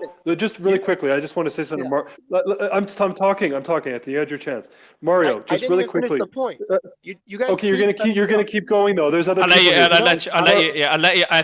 give you. Just guys, 2 seconds. So Anthony, I'll give you the mic because I know you want to make a point. Yeah, just 2 seconds. So Anthony, just for the room, Mario. Just for the room, though, you have 5 people on stage right now with the exact same viewpoint, and you have me and Simon against 5 people that are basically on the other side of the table. So it's 5 against 2. Just so you understand. I'm not on any side. What about me? I could speak to Simon all day long. Me and Simon get along perfectly fine in conversations. So we could talk about. Me and Simon looked at the same information. So it's not coming up with stuff. I'm reading. I'll let you. Yeah. So what I'll do. Plan C. What I'll do just to I want to make sure it's balanced. So what I'll do, I'll let Anthony make his points, and then Simon has been on stage with me multiple times. He's really good at being objective and taking his viewpoint out of the way and just explaining something objectively. So what I'll do is I'll get Simon to kind of give us an overview of what's being debated now, just for the audience to understand as well. Maybe that would balance out the stage so everyone is just understands both sides. So, Beast, do you mind if I just get Anthony to make his point? Is that okay, Beast? And then I just want to say one thing. That is a very unfair and untrue statement. I have never ever attacked Plan C. I listen to him. I let him speak. I don't interrupt him. I have never operated with malice with him. He cannot say the same thing for me. I am showing him respect. I am being professional. We are talking about receipts now. We're talking about facts. This isn't emotions. So don't say that there are 5 people up here against you, because I am not one of them. And we have gone in circles. We are trying to explain something that we have had happen for the last 5 months that we have been watching, and we're trying to talk about it. If you're not interested in hearing what we have to say, if you're not interested in us presenting the facts, and you want to mock us or you want to talk over us, then we don't need to be here. I'm just all I'm saying, Crypto Beast, just in response, just I'll be calm, right? All I'm saying is you have 5 people that share the same viewpoint, trying to put across their viewpoint. The viewpoint of these people. You are inaccurate. You are inaccurate. Plantain, what viewpoint am I sharing? I'm just telling you facts. I'm reading from a public bank. Yeah, you guys can all say you can all say you're sharing facts, but at the end of the day, what's not fact about what I'm saying? I said they took $750 million loan out. It's fact. Okay, I'm not even debating that point. All I'm saying is there's 5 people that are closer in the same viewpoint and on the same opinion on a subject as I am, right? So I'm not saying you guys agree. I'm not saying you guys agree on everything, but all 5 of you are very closely aligned on I'm not saying you have all the same ideas and all the same viewpoints, but you guys are all closer than you are to me. So it's literally 5 people. You might share different nuances, but let's have a respectful debate. But if it's 5 depositors who want our money back, that's what we have in common, Plan C. Oh, absolutely. But I have a different viewpoint on how we got to this situation than all 5 of you. And you know what? Last time I checked, every single one of us let you express that viewpoint. We let you interrupt us, and we didn't contend with you. So how about you let Anthony do the same thing for once? Guys, I'm not here to have a discussion, just to prove with data on the blockchain. So Mario, I just posted on the space the tweets, one of the last tweets, showing one of the reasons that the sell short squeeze happened, and it's between you can see on the top of the image, that's data from FTX, which shows that the spot sell being borrowed to short the market is higher than that on the blockchain. And I've been like trying to promote this for so long, since June. And I've been tagging Simon so many times, and to his credit, he was one of the first to retweet it at SBF. But that's it. No other YouTuber, no other influencer pick on this. And this is factually based on blockchain data and FTX on data. Okay, so Brad, do you wanna check out that thread? Can you see it, Brad? Yeah, I'm just looking at the claim too that Alameda was pulling out of the STETH pool that was made earlier, and it looks like there was some Twitter commentary, and it seems to be a mistagged wallet back in May, June, and now Etherscan shows it as a Celsius wallet that was pulling out of the STETH pool. It's a previous thing we were talking about, but yeah, I'll look into what you're talking about now. Yeah, no, I'm referring to that post now. That post about the STE, one of the first people to mention that it was coming from Alameda. I think it was Dillian. And so when I'm just gonna let me check when did you guys notice that was being done? Like when we started the sell short squeeze as a counteraction to it. So you can see on July on. According to FTX on data, which I have the raw data that you could extract from the website, on July 13 UTC, at 2 a.m., they had a spot short position value at 8.8 million sell token. And on the blockchain, on the Ethereum scan, they had around 5 million. So this already shows that what they are shorting is more than their wallet. You could argue, okay, so maybe they have hidden wallets with supply. Fine. But then at June 13, at 3 a.m., there is an increase of 12 million spot short with no correlation on the blockchain. And this just pops up in 1 hour. I don't know if this is an OTC trade, maybe, but this points to, in my view, to a naked shorting event. And if this happens, this provoke damage to U.S. customers and a U.S. company, because a lot of people on Celsius had sell-back loans. So this is just one address. Have you guys looked at the other addresses of Alameda, or are you just looking at this one address? This is the main FTX wallet. It's the FTX wallet where they have all the coins for the exchange. FTX has a lot of addresses. They don't just have one address. Not for like sell token and stuff. So just a quick question, yeah. Before we go to this, when do you guys? How long after the Luna collapse did you guys notice the short selling? This event is on June. It starts on June 11 with a bunch of perpetual shorts. Which and it was did someone notice it on June 11 or was noticed afterwards that it started on June 11? I believe after the fact we noticed it. I don't think no one noticed it on the day. Some traders were already noticing this. We already saw a big spike on the perpetual. People were short going into it. People didn't realize the issue here. When did Luna collapse, by the way? May 10 or something like that, right? All right. So you were reflecting, right? A month before Celsius paused, Luna collapsed. Yeah, but Brad, what you're saying is true. The issue is here. If FTX allowed to short an asset they do not possess, that is market manipulation.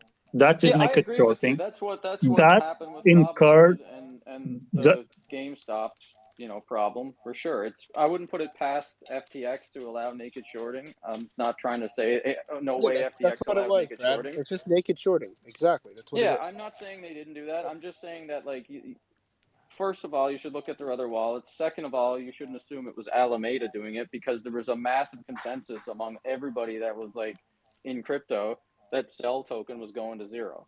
So lots of traders. But Brad, we can't say that because Alameda was the first, and FTX were the first companies to want to go buy all these companies the day after they went bankrupt. So it was all conspiracy. I'm just telling you. They That's purposely. like that Yes, they sounds were. like Who was QAnon level who was stuff, the though. who was the first one to go in for BlockFi? Who was the first one to go in for Voyager? This is all facts. Yes, but And like just I some was talking, I news was I was I to be was fair, talking Brad. about Across all the this. wires, just really quick, just to be broke to be across fair, the Brad. wires. All right. CFTC is now going to have their chairman testify on the FTX to collapse before the Senate Agricultural Committee on December 1st. That's just a little bit away from now. On the hearing, it will be, quote, on lessons learned from the FTX collapse. They just announced that just a little bit ago. So can I just finish the main point, Simon, real quick? I just want to talk on the point of the 30 billion under management to where we're at now, and then Simon, I want you to touch on this because I know you're very educated on it. So, 30 billion under management. They take $750 million to go do a Bitcoin mining facility. Okay. They also have another 200 million in investments. Like they invested in 1inch, Matic. They invested in a lot of different companies. You guys can go see all this stuff.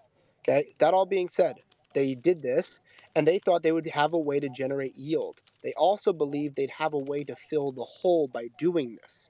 Okay. It was a methodology because when they took out that money, they thought they were going to be able to build a Bitcoin mining facility to compete with the likes of Dude, the Riot and hole was Mara. there before the Let's Bitcoin just, mining loan. could you just let me finish this story, bro? Like, just for 5 seconds, just shut up and listen. Just listen. There was a hole potentially. Could have been 300-400 million, whatever the case is. This is the methodology of what they did, though. I'm just giving you the facts. They took about $1 billion, 750 million, went into a mining company.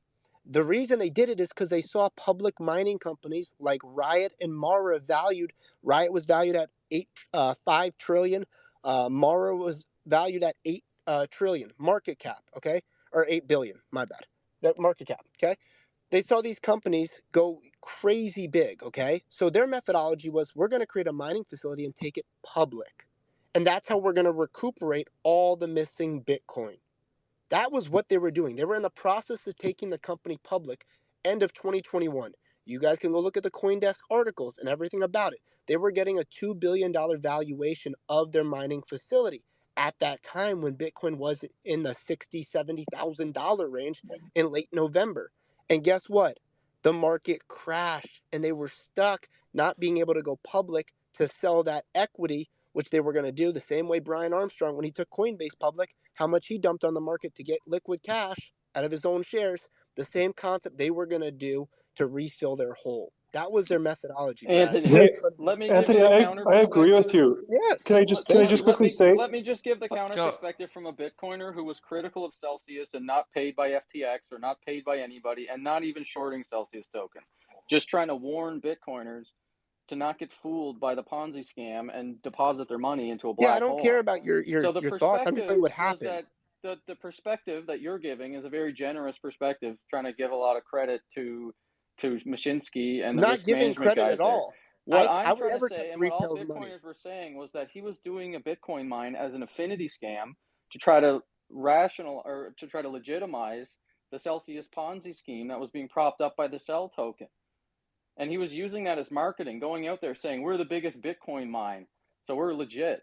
And he was going out there using the fact that they were doing Bitcoin mining as an affinity scam. That's a classic affinity scam. Brad, all we know is the facts, right? You could go look at the information from the facts bankruptcy. are that the Cell token was an illegal security. The SEC Bro, issued clear guidance every utility, against salt lending. every utility. Okay, Dude, so every utility token to you. Yeah, Dude, bro, I know salt lending. This was a case that was settled in Sean 2017, 18, 19. The SEC clearly said that the SALT token was an unregistered security, and they ordered rescission. Brad, what's B&B? Hey, Brad, can I have a turn? Can I have a turn? Hold on. I think let's just 2 seconds. So let's let to be on that side of the debate here. Anthony, you had a lot of chance to talk there. So I just want to say I agree with Anthony. I'll just say, because you can agree on some things and disagree on others. I agreed with a lot of what Crypto Beast and Zach said initially. Right in the beginning, I was kind of aligned with their viewpoints. I agree that what Anthony's saying is true. That's what Celsius and Alex were looking to do, right? So I don't dispute that. My issue with this is Alex himself was on CNBC. So just Valencia, so you said you agree this is what Alex and team wanted to do. Can you just again repeat what that was?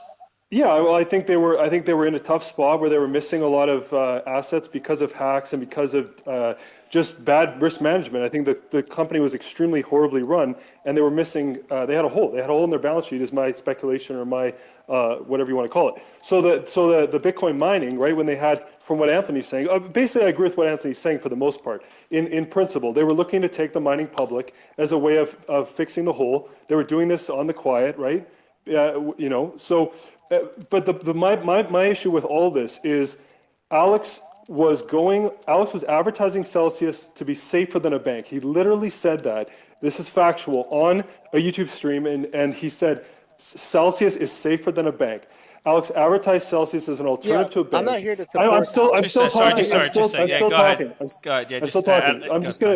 I'm gonna finish the issues I have with this side of it. So the other thing is, Alex went on CNBC literally 2 months before the freeze and said Celsius takes no directional market risk. He literally said that live on TV. Celsius takes no directional market risk.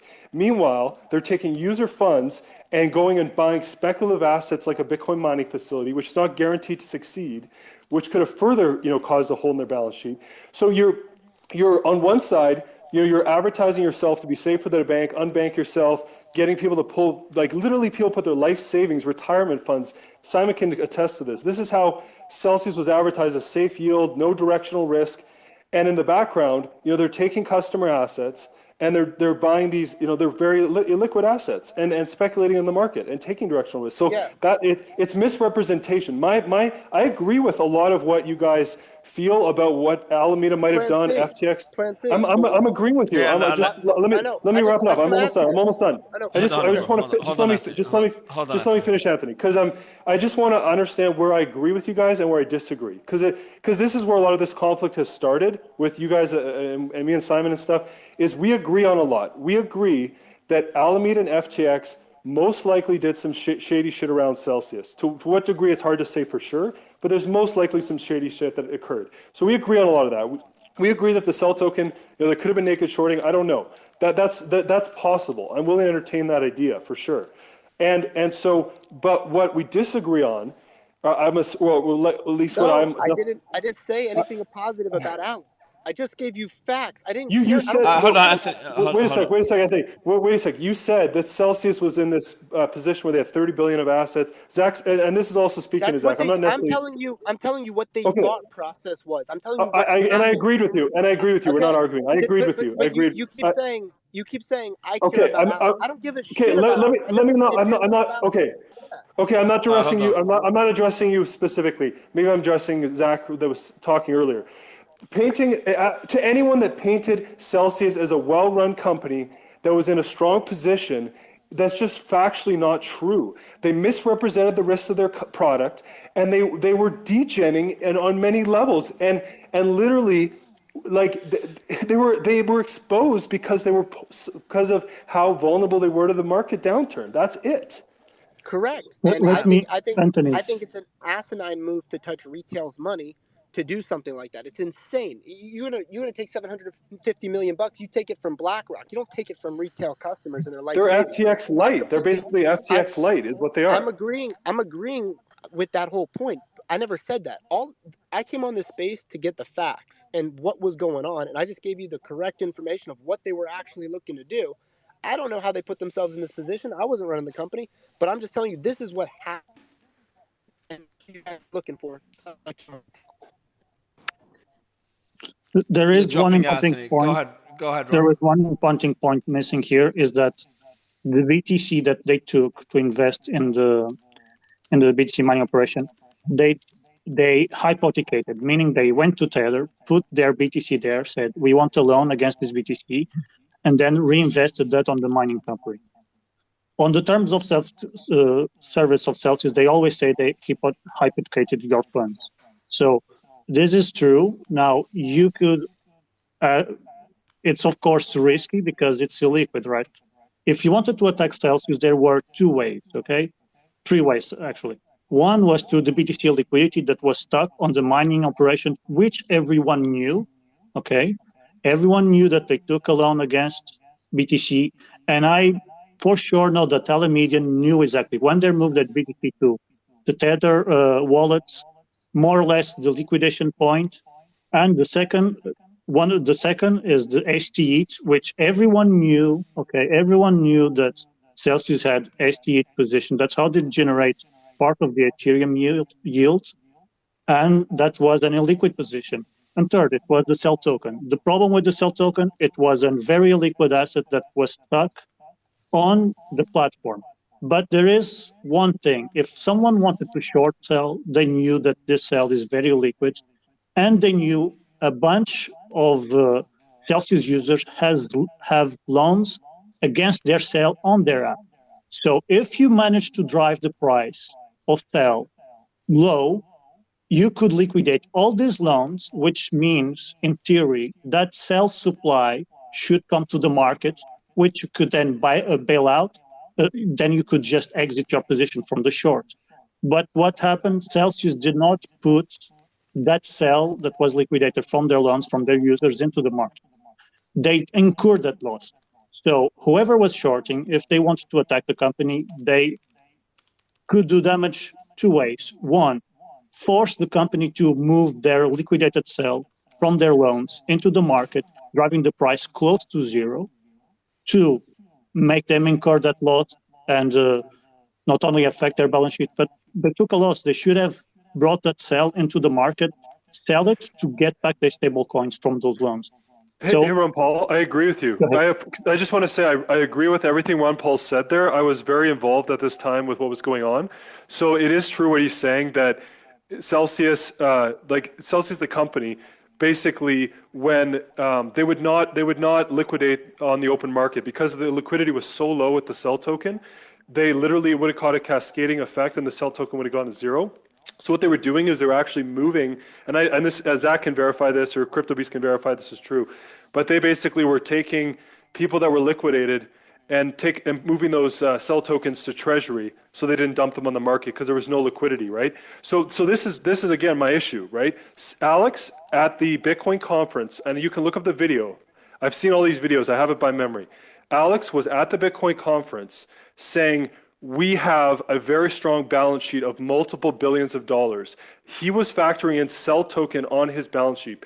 It was very misrepresented to people, the security of the product, because they were counting Cell token, an extremely illiquid asset, as being on their balance sheet as contributing to billions of dollars of a balance sheet. So that, and I think Celsius is responsible for letting people borrow against Cell token, given how illiquid the product was. They shouldn't have allowed people to borrow against such an illiquid asset on their platform as their own token. It put their own customers and the biggest people in the community that supported the project, it put them in a very dangerous, vulnerable position to literally have a no market on the token. I want to go to, guys, I want to go to Shark. You've had your hand up for a while. Just add your piece, and then I want to kind of give a summary for the audience and then get Simon's final thoughts on everything, if that's okay. Shark, do you want to quickly say your point?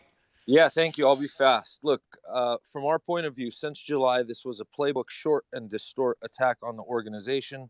It either coincided or was coordinated with the market downturn, so it could be more effective. This has been clear to us. Ron Paul's made the case on the technical side for the short. CryptoBeast and other people, as well as our own experience in the real world, listen to fake stories about Alex leaving the country, about coins being depleted from the treasury, all of which we proved false. Now, from my point of view, someone who was shorting Tesla 3 years ago, when Tesla came very close to bankruptcy, could take the same position that, hey, man, I thought this was a scam 3 years ago, and here I'm proven correct. That's not true. That's not the case. We all know that Tesla was doing a legitimate business. Over the last 2 years that people on this call, like Brad, keep claiming that it was a Ponzi scheme. I know people who took loans against their Bitcoin, bought miners with that Bitcoin, put down payments on real estate. It wasn't a Ponzi scheme, and all those assets are still in play. At the end of the day, we're looking at $5 billion of liabilities and roughly $4.5 billion worth of assets. We weren't an exchange. We authorized Celsius to rehypothecate these coins for us, and we're in a shitty position. But we're nothing close to being an FTX light because we didn't go around crushing other projects with our positions in Alameda and FTX. We didn't use those in a coordinated way to dump on the market systematically. And I'll ask a question to the whole room. If anyone could name a project that coordinated, organized to counteract these actions that FTX has been taking and made a project called, Tron Short Squeeze. I'd love to hear about it, but as far as I know, Celsius is the only community that produced a counteraction to it, and it's not a mere coincidence that FTX is in the position that it is today, considering the actions that we took. By the way, as far as we know, they've spent an additional $100 million defending that position. So from napkin type math, these guys had at a minimum anywhere from 750 to $1 billion position for it to make sense to spend that much money trying to protect it. That's my entire point. And Shark. Hold on. So what you're saying is that Celsius defending the Cell token against the naked shorting played a key role in damaging FTX's financials and getting FTX to where it is today, or did I misunderstand? We believe that's a very high probability, and it played out the same way. It'll take months, but it played out very similarly to GameStop. That's right. I can tell you that, like, I was one of the people directly involved in the trading that took from, I think, 1.5 Gracias, to 3. Martina.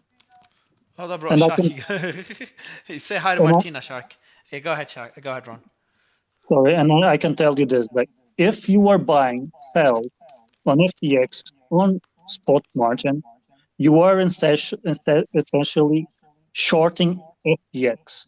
Why? Because Cell was a very extremely illiquid token, and if you borrow against it, the price will go up, which will protect your collateral, and you could keep taking loans and loans. So I was one of the people that I was taking stable coins from FTX, giving to people selling their Cell token, and pumping the price.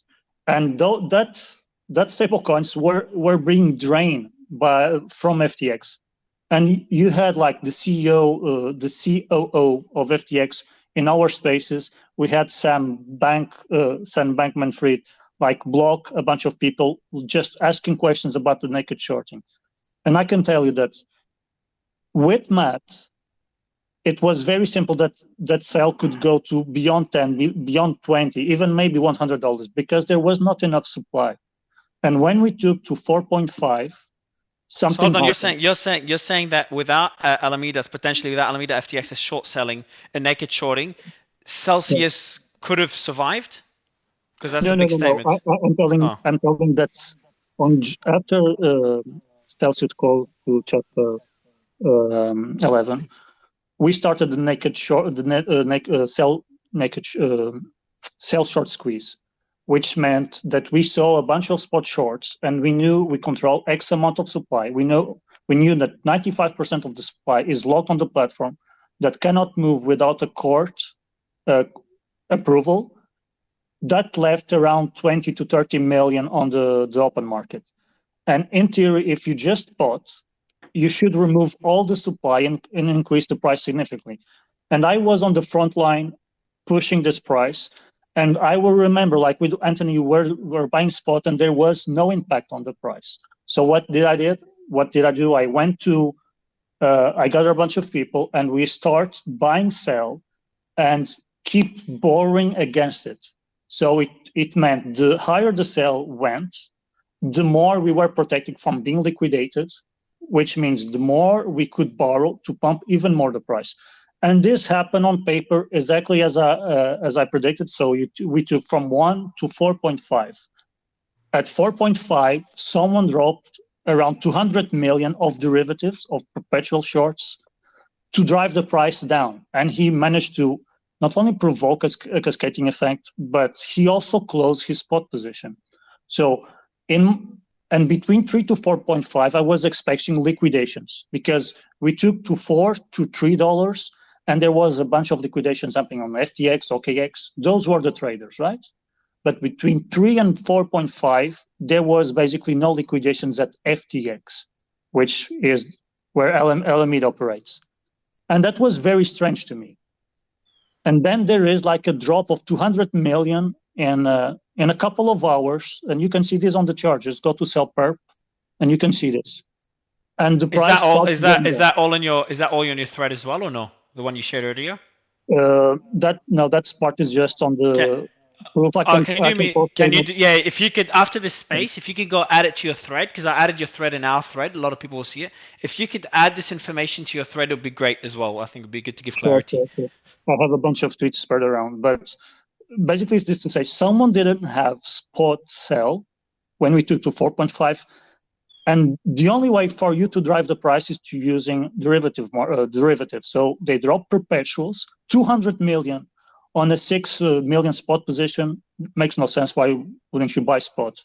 Which is one of our guesses that the actually spot short might be even bigger because it makes no sense.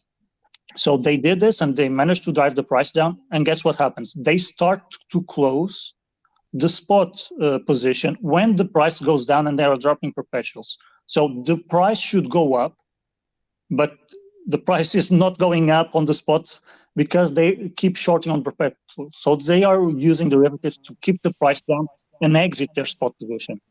Okay. So okay. So I'm gonna go to Solana Chris, just get his thoughts on all this. Solana Chris has been a regular guest on the show. I think what I've done just before we do that, what I've tried to do is let me just I'm gonna pin it above again for the audience. I'm gonna summarize for the audience exactly what I understand, and then get Simon to kind of give final thoughts and probably improve on my summary of everything. But I'm gonna also pin above the thread going through everything, and I try to do it as objectively as possible, showing all sides. But essentially, the thread that we just came up with, thanks to this show, as always, we come up with like one core thread from every show. Was mainly most people agree. Brad, kind of questioned it, but he's gonna go through the data. Most people agree that it's very likely. The numbers show that it's very likely that FTX and Alameda short squeezed.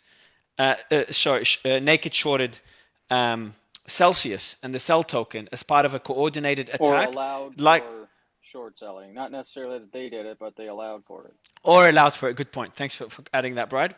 Or allowed for it as part of a coordinated attack against Celsius, likely because of what happened with Luna, which has been that's not the first time someone mentions this, and it was actually mentioned really early at the beginning of the attack. We had the famous whistleblower from the top exchange that came on the show and did say, well, when everyone was just trying to make sense of everything at FTX and didn't believe that FTX was going to go bust, she said that Alameda led to the Celsius downfall. So that's what the thread goes through and shows opposing views, including Brad's questions as well, and concerns with the information. So I've pinned it above again. I don't know when it will pop up, and it's on my profile. I'll retweet it in a bit. So any questions you have, you can post it there. You can read through the whole summary. It's pretty fascinating, the discussion. Also, if you see the pinned tweet on my profile, if you go to my profile now, the pinned tweet there is tomorrow's show if you want to register to join us tomorrow to get notified. But Chris, what do you think of the whole discussion so far, man? Ooh, can't go through all of it, Mario, because we'd be here for another 2 hours. Brad Mills, I have always appreciated you, and I want to make that very fucking clear. And I also want to thank Anthony for bringing a little bit of, debate to the table here, because I think it's not as far-fetched as people believe it is. If we look at like what CZ did openly with FTT, right? Yeah, that was a little more transparent, but even the Huobi lady was in this space talking about his original reaction was to protect Bitcoin, right? And I know that that's the softest way of saying letting CZ get his ducks in a row before he executes an attack against his largest competitor, but this is what happened at the end of the day. So to think that FTX did this to Celsius or 3AC, especially if they had given money to them or had known about their liquidity issues, isn't that what happened with CZ and FTX? Didn't Sam Bankman-Fried call around asking for money and CZ saw weakness and attacked his opponent? A lot of times the volatility in this market with leverage is not aimed at the retail trader or the retail investor for that matter. You definitely get caught in the crossfire, but the amount of liquidity combined by even the majority of the 7,000 people in this room, anyone who's not a millionaire, essentially, the combined liquidity of all of us is barely a piece of the volume in just Bitcoin every day. I would like people to be optimistic about Bitcoin just because the fact that it's the... talk for yourself. Talk for yourself. No, anyone who makes less than $1 million a year, Kim, with it Yeah, all okay, good. combined. That's That's fine. what I'm That's saying. better. Is with like with all 5,000 people. If there's 5,000 people in this room that make less than $1 million a year, your annual salaries combined aren't that much compared to like a day of value in Bitcoin, What which are is you like 40 saying? billion. Mario told me everyone in here is rich. What the fuck is this? Yeah, I thought so too, Kim, but I'm starting to think that maybe not so much anymore after all this shit's happened with all these altcoins. Yeah, we're all Everyone, rich in yeah. FTT and Cell tokens. Yeah, yeah, everyone is rich, Yeah, Kim. yeah. Everyone was rich last year, and everyone's rich in FTT and Cell tokens Yeah, and a bunch of others. hypothetically, Kim, we were all rich as fuck about 3 weeks ago. I'm still, and we but- can pull an FTX. We all have our own token, which has a really high circulating market cap. Yeah, look, so I that was behind Simon's still holding the bag down. of FTT tokens. Simon's still holding that bag. I'll buy the KDC IDO right now, so you just let me know. Anyway, so market effect, okay? Yesterday I rushed to record a space in the morning just so I could clip pieces from it later, because I think the big thing people have not noticed here is that the amount of ETH and BNB that is being held by a lot of these wallets that we're not even sure who the fuck they belong to. So what we're noticing right now in the market is very interesting to me, because we're being told that there's no ETH being flipped to BTC right now, but that can't possibly be true, because we're watching Bitcoin's volume not go up, but the dominance of Bitcoin in the market is rising right now, which implies that the most liquid assets must be giving up market share to Bitcoin. So then if we look at the BTC pairings on TradingView, we can see that BNB and ETH are both down about 2 or 3% against Bitcoin, while Bitcoin is still sitting at, again, 16K on rising dominance. If we look at the less liquid coins, which have already been beaten to death, like Solana and Chainlink and a couple others, they're all pretty much paused, and we see that Litecoin is the only one that is still strong, and I have to imagine that has something to do with Michael Saylor. Maybe that plays into a little bit of a rally for Dogecoin.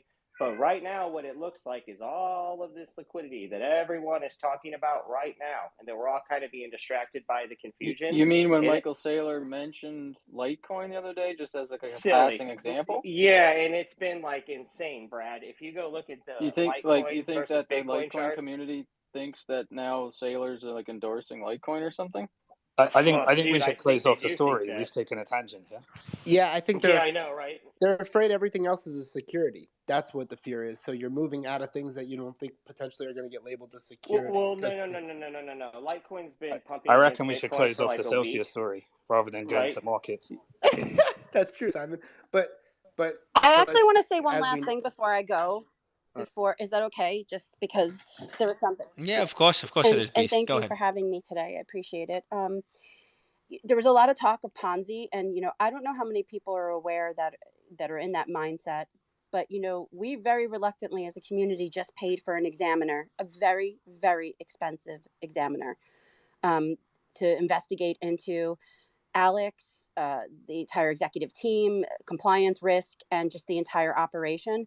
And I implore you, if you have not read the examiner's report, you should read all 300 pages of it before you start throwing words around, because from what I can see, and I'm on my second go, I've not been able to find the word Ponzi or anything relating to criminal activity in this report.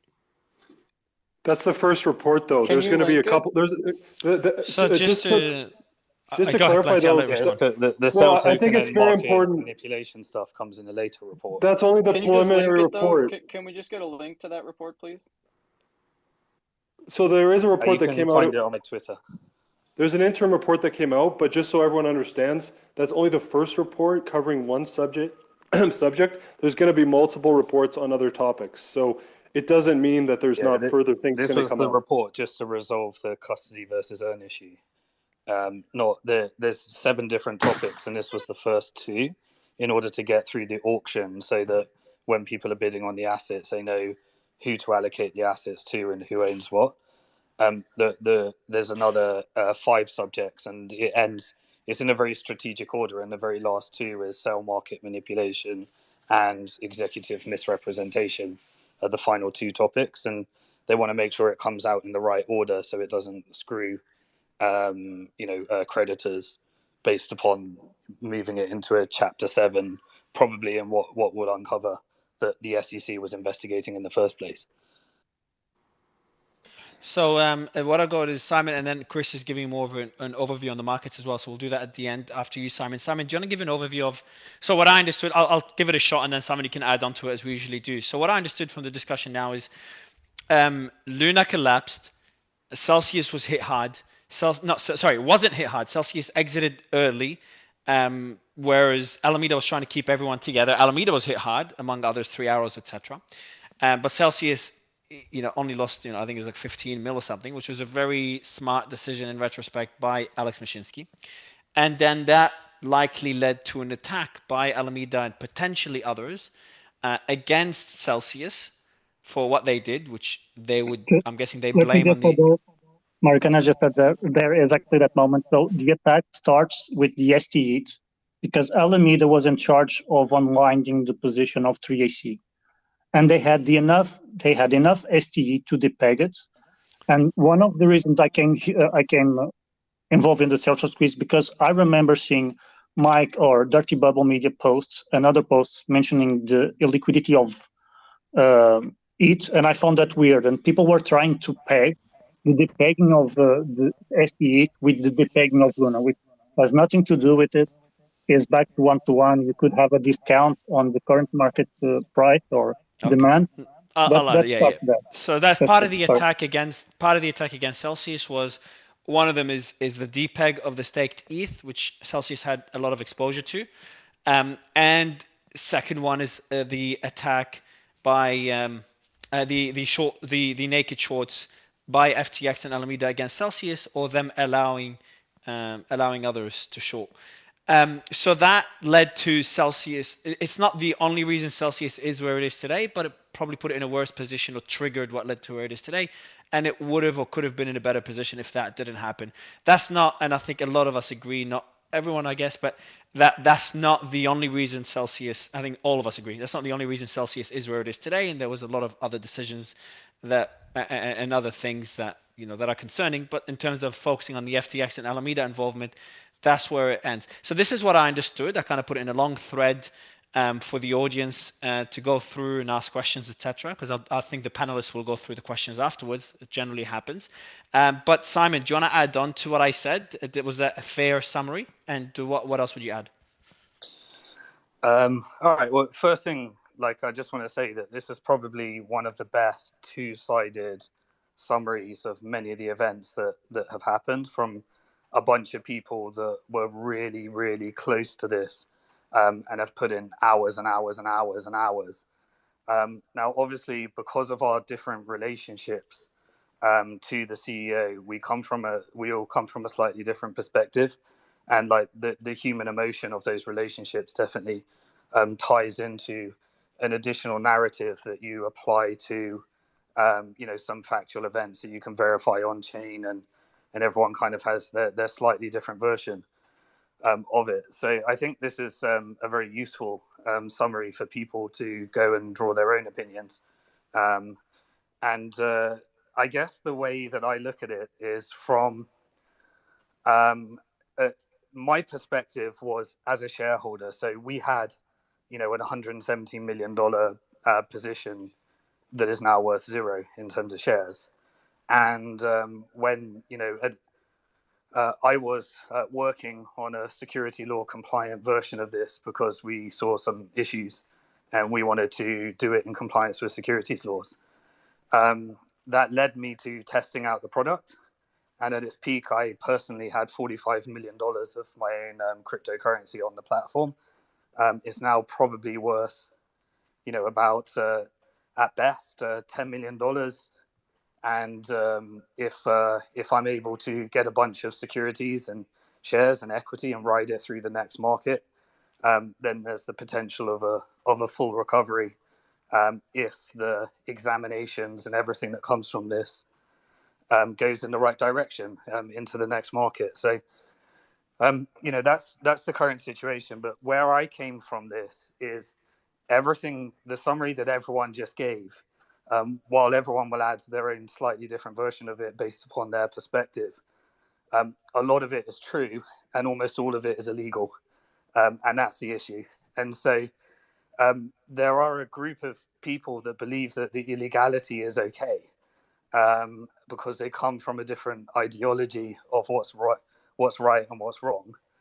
And when I came at this perspective, I came as, a standoff shareholder that has over 100 different investments in the industry in the equity side.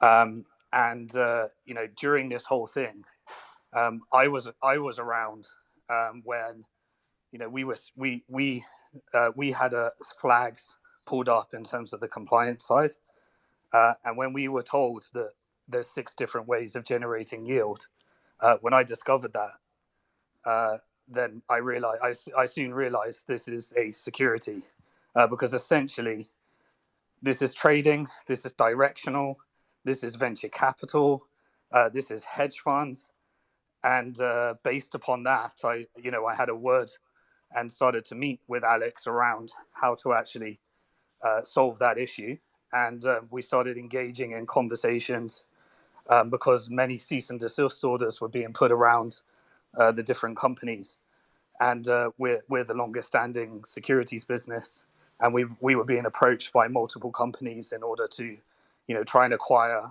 our company, so that we could solve many of the securities issues around that. So we were involved in that conversation.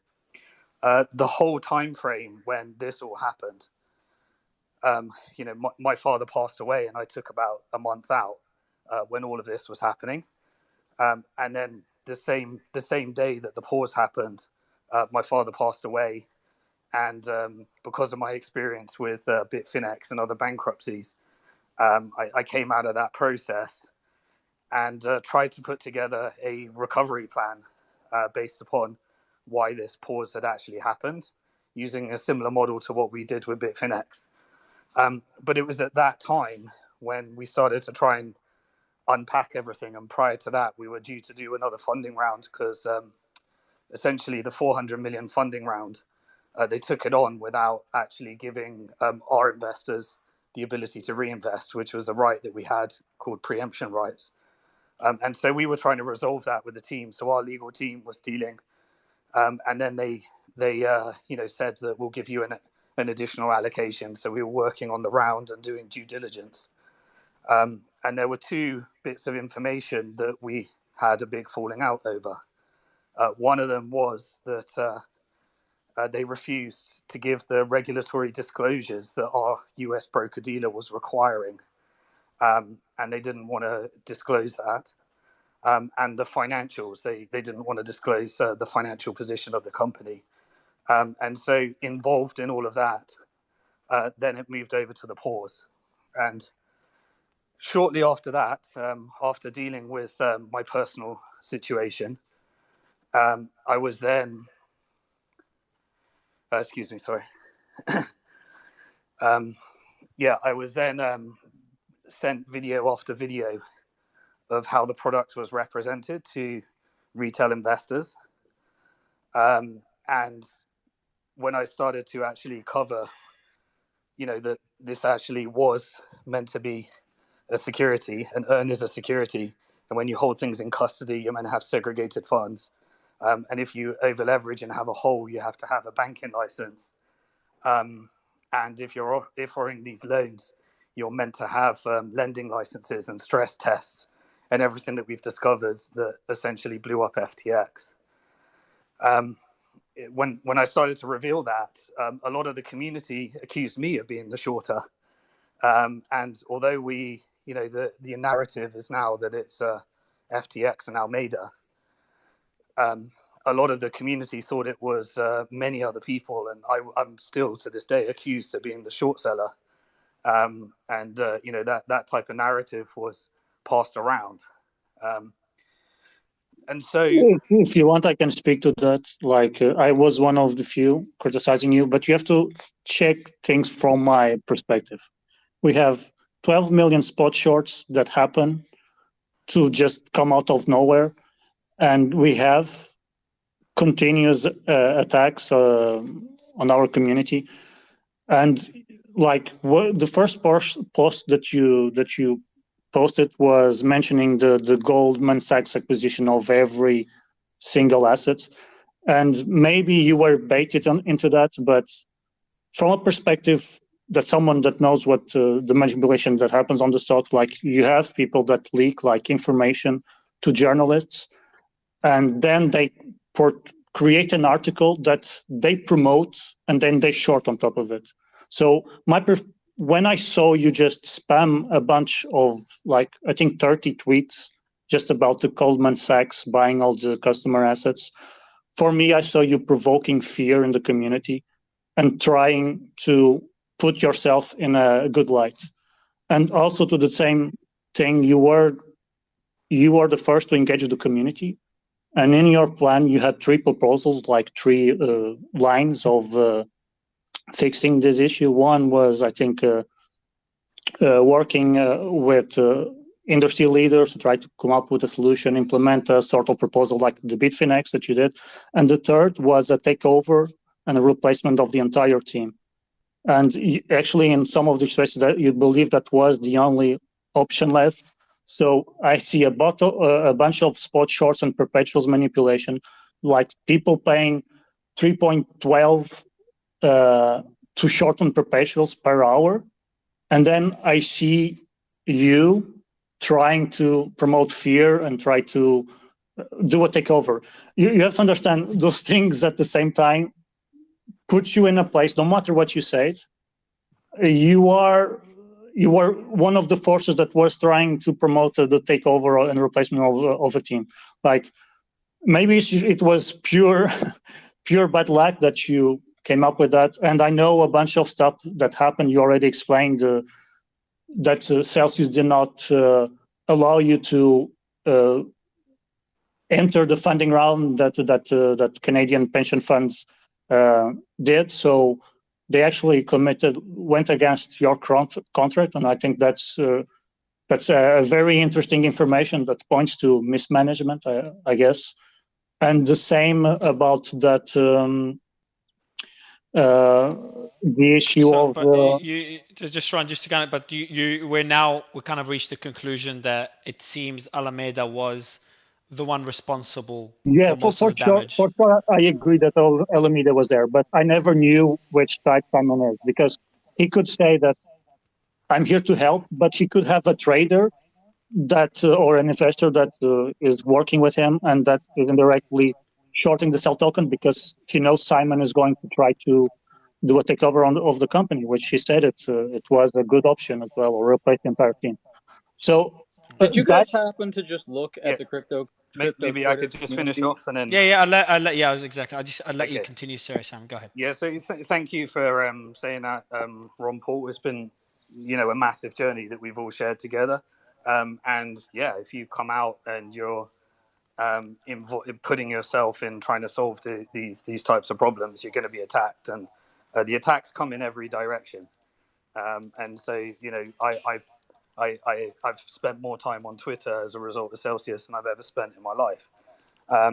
So what I would say is on this call, the very first time, so Crypto Beast shared that she was the first one to be suspicious of SBF. I didn't know that part, but the very first time I heard of the suspicion of SBF was when Plan C came up with a tweet thread around what was happening with the Cell token and various other things. That was the first time I ever heard of it.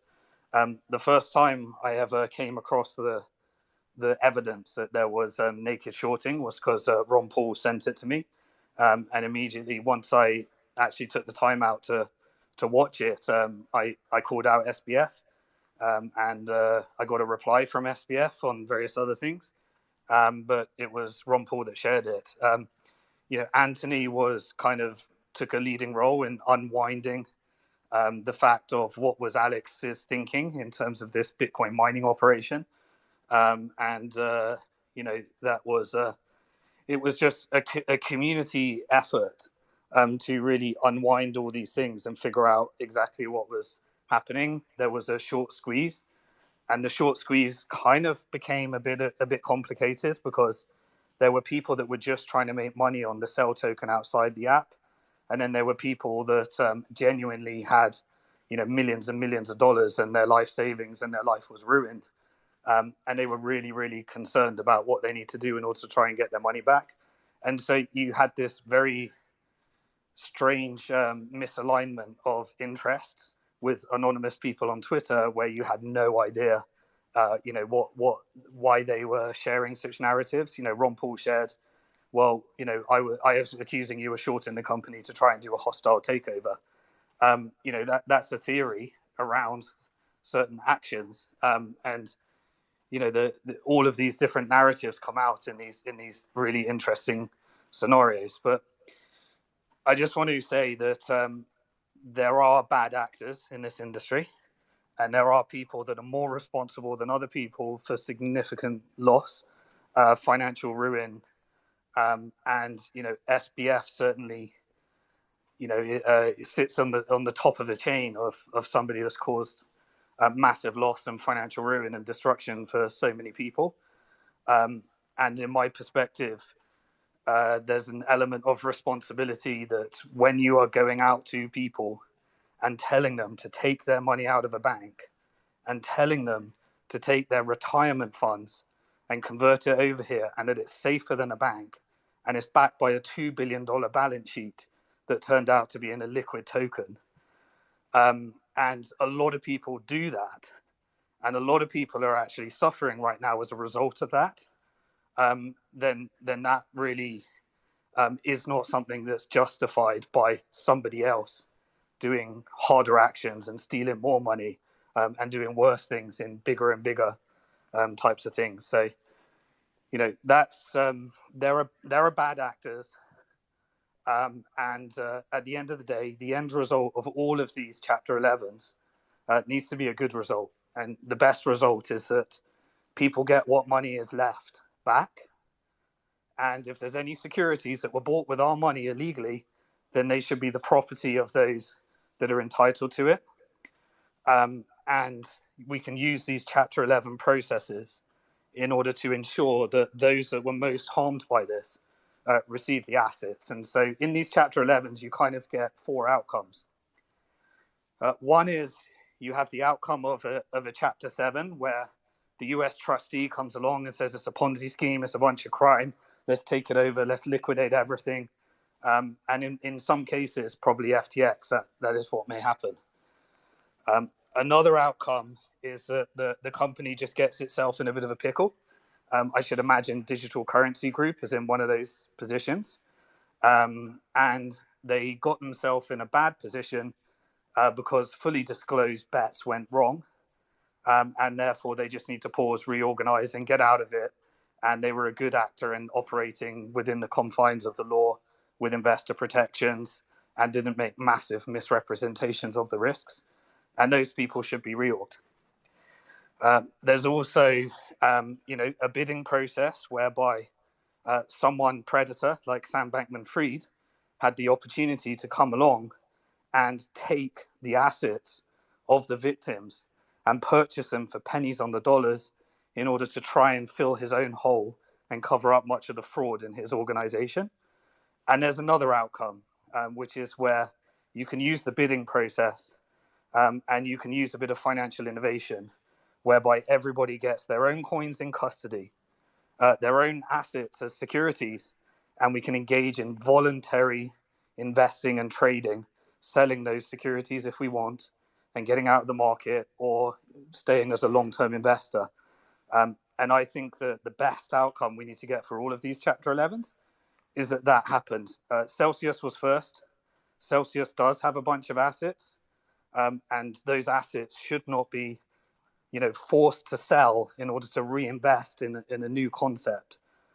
Those assets should be distributed to the creditors, both the securities and the coins, held in custody, segregated, and people are able to voluntarily invest in a new company if they choose, or get the hell out and put it in self-custody as they choose. So that's kind of my message for regulators and bankruptcy lawyers. And the expense of these processes is incredibly predatory. The real bull market that comes out of these is lawyers. So it's a lawyer bull market. And we need to standardize this process so that people actually get what they're entitled to as a result of this. And I do believe that the bad actors shouldn't return. They shouldn't come back. And they shouldn't be able to run a financial services company ever again. And they shouldn't benefit from any of this. And the time for that will be, once everyone's figured out. So in the case of Celsius, there's about a 4 to 5 part examination report coming. The first one came along, and that first one was about showing how those that thought they had their funds in custody didn't actually have their funds in custody. They were invested. And it was due to the fact that immediately the regulator said, this is an unlicensed security. There's a bunch of retail people that have invested in these things that have no idea what the risk is. And so they moved it from securities to custody. And then when they moved it to custody, the state regulators then said, hey, you're an illegal custody service. You're not allowed to actually offer custody. That's a regulated activity. So they created a new class called withhold. And that's what the examination report is about. And I believe that the examiners are being generous by allowing us to get through the right legal determinations so that everybody doesn't end up in a Chapter 7 process where everyone gets their assets liquidated and everyone has a really, really bad outcome because there was a bunch of people that were invested in this thing that were never meant to be invested in this thing. And the only reason they were invested in this thing is because they thought this was a safe place to put their life savings, their retirement funds, and even remortgage their houses based upon an illegal security that was taking massive risks and was completely misrepresented in the wrong way. And that's my issue. Do you see, Simon, just very, very, very briefly to kind of end that segment is, do you see people, without naming anyone going to jail from all this, or a few people going to jail? Because it seems like there's so many blatant laws being broken left, right, and center. It's hard to imagine there won't be a few jail terms given out here and there like we saw in 2018 on a much smaller scale. It's not my area of expertise. I'm a finance guy. I'm a securities guy. I'm a money geek. I understand a lot about regulations and law because I study it in the context of financial innovation. I'm not a lawyer. We should probably get. I'd love to do a segment with get lawyers chat. We should do a segment and just break down and what are the repercussions for the XYZ, all the people involved with all the, from Do Kwon to Sam Bankman-Fried, etc. To summarize that. Sorry, yes, I'll let you summarize it and then, yeah. The legal stuff can come later. Here's the order of events. The most important thing is to get it through the Chapter 11 process and allow people to get access to whatever coins is left as fast as possible. Then we chew through all the assets and figure out how we could even imagine if I'm sorry to say this, but if Digital Currency Group does go into Chapter 11, imagine if all the shares in all the companies could be distributed amongst all of the creditors and all of the people, and we could actually decentralize the industry by everyone getting access to their shares. Just to add to Simon's comment, like me, Simon, and others agree that this is highly unlikely, but something worth exploring nonetheless. Just about DCG. They can reorg $1 billion hole, they can get through that, and we'll find out today or next week anyway. But then finally, it's the justice comes last, and it shouldn't affect the results and the recovery of investors. And I think the examiner has done it in this order so that you kind of save the bit that harms you for lost. And I think that's what we're going to see in most of these cases. And Ron, just very briefly, did you want to add anything to Simon's summary? Just try to keep it brief if you don't mind, bro. To put my view and part of the community's view, like me I use the platform extensively to hypothecate my funds before, and I have zero issues. I had zero issues with them. Everything worked. Alex is no longer involved in the team, and he will not be involved because there will be an attempt of a reorg. So a reorg will be a new company. But he's the largest shareholder right now, and he's still the director of the parent company. I'm not sure what happens in the reorg, But you know, yeah, I but don't let want to me be just forced to invest in that team. let me I just would like finish. to Can voluntarily invest in that team. Simon, okay. So your view. Let me just finish my view, which I know is shared by a bunch of people as well. Just to say that Alex should not be involved and is be not involved in a new reorg because it's a new company. From what I understood, there is a possibility that users can benefit by having private equity as well. And the Celsius cannot be a Ponzi because of the math. Like 30% of the all assets under management was withdrawn in 2 months. Okay, that's that doesn't happen to a bank. Okay, that's even like if 6% of deposits are extracted from a bank, it goes to bankruptcy as well. There is no reserves there. To that, there is still around 50% of the coins on the platform and 25% on assets, which are illiquid, you might add. But as Simon said before and many times, which I agree, we have the tools to do, in my view, a successful reorg. I still believe there is brand value. Of course, in the situation when there is a bank run, when people are with their funds deposit, a lot of confidence has been lost. But there is a new team. I seem like Chris Feharo. He seems to be a man for the job. He's been involved with a bunch of reorgs before as well, and just finding new ways to make profit with that. So I'm just speaking that part of the community still believes in Celsius, still believes in the brand, and we choose to support it. I hope that Simon can be part of that as well. If there is a viable plan, if it makes sense, if the numbers are there, I think we can all agree with this.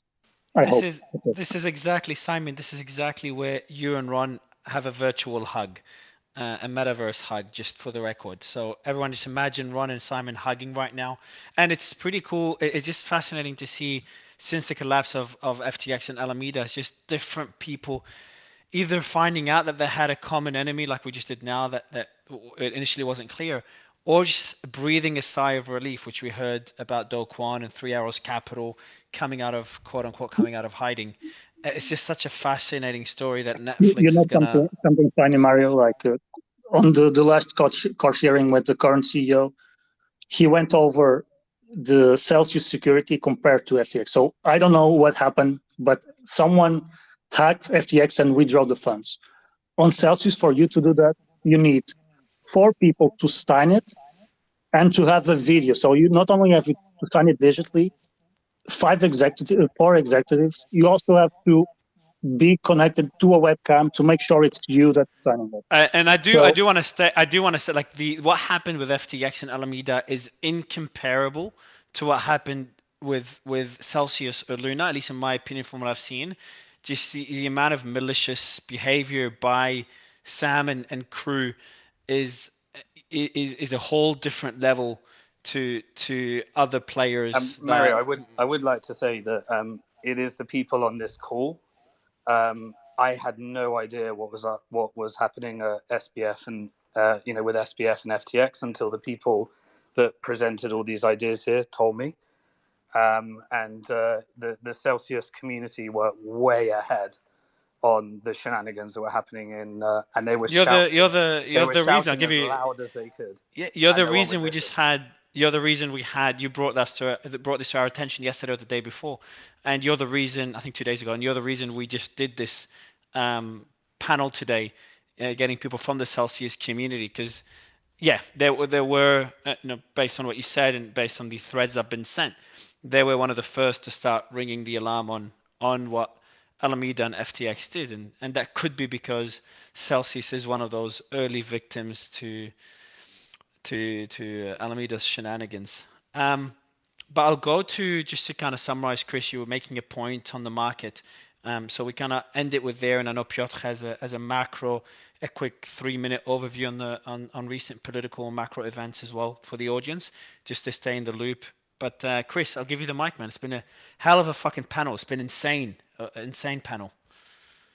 Well, I was trying to let everyone know about 30 minutes ago when I saw these orders rolling in, but as you all can see reflected in the market right now, you do have an increase in altcoin liquidity, which means that consolidation where dominance is rising. The point was, see if Bitcoin breaks here below 15.8. And if that takes away dominance, if it does, it implies they're going to start selling off some of this ETH and BNB. You'll also see that Uniswap has pumped a lot recently. Jesus, the market is getting fucked. I'm just looking at it now. Yes, and but I can tell you why also. But the thing about the ERC20 tokens getting flipped, we don't really have to worry about those as much. Sorry, my neighbor's like fucking. It's really cold out here, and they're like mowing. That's weird. So basically, Uniswap has pumped so much, we can see that the ERC20 tokens have mostly been swapped, at least for whatever liquidity they can be squeezed for. And this just accumulates more ETH in random wallets. And what we're noticing right now is that a lot of that ETH and BNB must be being sold into the market or flipped into the market or some sort of algorithmic reaction based on the loss of the BTC value. I'm not sure exactly who's selling because it's just starting to happen. Got a lot of looking to do. But it does appear that what I was speculating 30, 40 minutes ago is actually taking place. So how does this affect Bitcoin? Well, not that bad, okay? Because of arbitrage, yes, Bitcoin's US dollar price likely comes down for very short term, like along with the alt pairings to their Satoshi values. I'm sorry, I know this is going over some people's head, but it implies that the tokens that have already gotten their ass whipped inside of that top 10, like Solana, for instance, and I would say like Polkadot, Doge is getting whipped pretty bad, and there was another one, Chainlink. So if you look at the liquidity inside of them, it's pretty low. So you can't really extract that much value out of them. The other higher market cap tokens that still have liquidity to give up would be ETH, BNB, and Litecoin. Now, Litecoin, not as consolidated with illegal funds right now, right? So I don't see why Litecoin would give up a lot of liquidity. Plus, it's a fairly illiquid market itself. And you see liquidity being given up from Doge, which that liquidity is one and the same, in my opinion. So then this leaves us to ETH and BNB. Well, we happen to know that there's hundreds of millions, maybe $1 billion worth of ETH and BNB somewhere out there. We also know that somehow, which this is the most unbelievable thing I've ever actually heard, I can't wrap my head around it, Carolyn lost $4 billion leverage trading with God mode. I don't even understand how that's possible, right? Sorry, say that again. The Carolyn lady, Caroline from Alameda. Oh, Caroline, yeah, the Alameda girl, yeah. So we should be wondering who the fuck won that Bitcoin off of her? Like, who got those trades? Like, who won the trades that she clearly lost without a liquidation point, which is insane to me. So, like, there's $4 billion that he loaned her and that she leverage traded away. Okay, well, where is that at? Where is that consolidated to? So what he's saying is that $4 billion that FTX Sam lent to Alameda, Caroline, and she lost it, and you're wondering where that money is, yeah? Well, I'm assuming she lost it, considering they don't have at minimum $4 billion worth of assets for their customers. So yeah, I'm assuming she lost it, right? So then where did that $4 billion go? And if we look at this desperate attempt to flip some of this BTC to REN, people are saying, or REN BTC, people are saying, well, that's not, doesn't have that big of an effect. Well, it does if they can actually find a way to get it off. And now we're seeing that is kind of being halted, like there's so many eyes on it, and they distributed that ETH between all those wallets. Well, think about what kind of distraction that is. Because I don't know if anyone's remembering the other day when 5 CEXs were sharing $80 million, okay? Well, 5 times 80 is 400, right? And if you subtract the 80 that we know is present, that's at least $320 million and possibly ETH. Where the fuck is that money at? Okay, so then we've got the $895 million from FTX between ETH and BNB and a bunch of shitcoins. We can see the shitcoins have already been swapped out because Uniswap is pumped. BNB doesn't have as much liquidity to offer, but it's going down at the same percentage rate as ETH. If they've stopped the WBTC and the REN BTC shit, then you're going to force them into a rock and a hard place. And even though we are watching about 200,000 ETH, where is the rest of the money? And I want to know more about Genesis. I need to understand that because I understand Grayscale shouldn't have an issue. But right now, we don't have any major bad actors that have actually damaged Bitcoin too bad on the main chain, right? It's all this bullshit Bitcoin and all this liquidity on all these other blockchains like the Serum Bitcoin and stuff like that has been majorly affected here, okay? So then if Bitcoin is not at major risk or exposure right now, then it makes sense that they're just getting rid of all the junk and putting it into the app that essentially has most liquidity right now, right? Because the liquidity has been extracted from like every other market. And right now you're starting to see the extraction from ETH to BNB. So this is good for Bitcoin. Yeah, you're consolidating the funds. Yes, Yep, and this is good for Bitcoin, but guys, this isn't new for Bitcoin. Like the end of every rally or every market cycle or every rotation winds up with dominant shifting and all the overvalued altcoins bleeding back into Bitcoin from the pairing value, lowering their USD value. And people can argue this all they want, but 2 years ago, Bitcoin was in this price range, 15,600 to 18,600, November of 2020. You want to know how many Satoshis ETH was worth? 3 to 3.5 million. Right now, ETH 7 million Satoshis. It is still incredibly overvalued compared to the rest of the market from 2 years ago. Most of the market is retraced. Even like Chainlink and shit's $5 again. Polkadot, right? Solana's $11. Unbelievable. Almost everything is retraced to the beginning of 2021 with the exception of ETH valuation. So it's Mario. My short story is it's the most value. It has the most value currently. It's like overvalued compared to the rest of the market right now. It has the most liquidity. What's overvalued? What's overvalued? Ethereum to Bitcoin pairing compared to the rest of the market. If we go back to the last time the entire market was at these prices, ETH is the only asset that's still up 2x against Bitcoin. Because it was 3 million Satoshis November of 2020 when Bitcoin was 15,600. Right now it's 7 million Satoshis. So from a market maker perspective or a macro perspective, it's actually still pretty overvalued. It could come as low as 5 million Satoshis and still be bullish on the macro, 4.5 million even. Well, if we divide that by the current price of Bitcoin, well, that's less than $800 on an ETH. And that's even with Bitcoin staying at 16,000. Heaven forbid Bitcoin retest the macro of October of 2020, right? And we hit 13.8. What's that macro? 13,800. You could get yourself a $600 Ethereum, ladies and gentlemen. Now, look at the look at the rest of the market. It's already pulled back that much. So ETH. You thought he meant Bitcoin? Yeah, no. Yeah, I know. I'm like, I was gonna say bullshit. I was about to say bullshit. Listen, I'm like, I'll put my life that CZ does not allow us to close a month below 13.8. I'll put a life that he stakes every dollar that he's made on Binance protecting the price of Bitcoin at this point. Because right now, after all the damage he's done, it's not just indirectly, right? He almost has to rally behind BNB and Bitcoin right now because, like, at the end of the day, that's his business model. I wholeheartedly believe that man is going to, if he has to his goddamn self, him and Michael Saylor and Brad Mills and Jason Williams will make the Bitcoin market if they have to, right? So, like, I'm not worried about Bitcoin at all, but what I am telling you guys is the panic that you're feeling right now, well, it's a repercussion. And if now's the moment that you just start spilling your bags out, well, you are putting yourself in a very exposed position. But if you're feeling fearful, you have to ask yourself, what are the market makers doing right now? And I hate to say it because they call me Solana Chris, but they're consolidating to Bitcoin. This is not new. This is what you're supposed to do. And we're watching it happen live. It's actually being news, you know? This is wild. But we really should at some point talk about DGC and Genesis because that's a whole we did a whole discussion about it. There's a whole thread about it that went viral. So if you go on my profile, I think it's 2 days old. I summarize. Yeah, we summarize. It's a really interesting discussion. Like the conclusion is like it's highly unlikely we could see DCG in trouble, but there's just some questions that we couldn't answer that are worth exploring further. Like the liquidity from FTX to the trading arm and shit like that.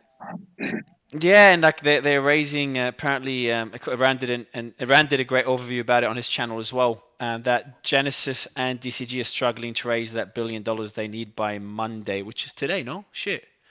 Oh yeah, it's today. So I don't know what happened. Maybe it's got extended. I don't know. I haven't looked into it since. But it'd be good to cover it again tomorrow. Sorry, Chris. Chris, got a question for you, man. Don't you think the ETH strength is because two reasons? One, a lot of the ERC20 tokens that's busy flighting back into ETH. One, and two, the fact that ETH is with the staking has created a false hodler environment. I would say yes if this was new, but I didn't want to go into it. May of last year was like the first time that ETH hit 7 million Satoshis. And honestly, even when the first massive pullback happened this year, it only went down to 5.8 million and bounced pretty hard and got back above 7 pretty quick and just kind of stayed above there. So ETH's been at 7 million Satoshis for a year and a half. I was convinced that with some of the upgrades and the merger and the NFT shit, that maybe it had just found a new value proposition, right? But I was also convinced that 17,600 was a perfect macro bottom, double bottom potentially for Bitcoin, right? I was also convinced that if Alameda was insolvent, it wasn't 100%, right? So, there's a couple things I've been convinced about. So when I'm looking at this, you have to start to break it into the macro. You have to just think like, who has the absolute most money or vested interest in protecting this at this moment? And it's not the answer that you want, right? Sometimes, some people might even argue like JP Morgan would have a vested interest to buy more bags of ETH at $650 or $800, right? We don't actually know that much about them. But what we do know is that anyone who bought ETH 2 years ago, or even like a little over a year and a half ago, they're probably in the same boat of the people who bought Bitcoin and other tokens 2 years ago, right? Who are currently selling because this is like their break point. Well, guess what? The ETH buyers, anyone who bought ETH 2 years ago and BNB, still in profit. So what does that mean? Oh, it's the last one that you can take actual profit from or liquidity from. And it also happens to be the thing that there's like $1 billion of strewn across all these illegitimate wallets. So I don't know, man. Read into it however you want. Chris, I like watching it happen, right? Chris, what do you think the impact is of the, for instance, Franklin, being over leveraged on his Bored Apes, throwing those back out on the market and reselling them? That's pretty small in the grand scheme of things, though. These are very small numbers. That. Chris, what do you think? He's the largest holder. He's got the largest holder of apes, and that's a lot of money. Yeah, but I think talking macro. About the Bored Apes? Is that yeah, Bored Apes and the liquidation we sold, and if yeah. Franklin, for example, says that. But that's You're for me 100% irrelevant, right, Mario? It's like in the scheme of things, this is nothing. Actually, in the scheme of things, I hate to say this, guys, because this sounds stupid, but I can't explain the market, so like it's hard to rationalize this.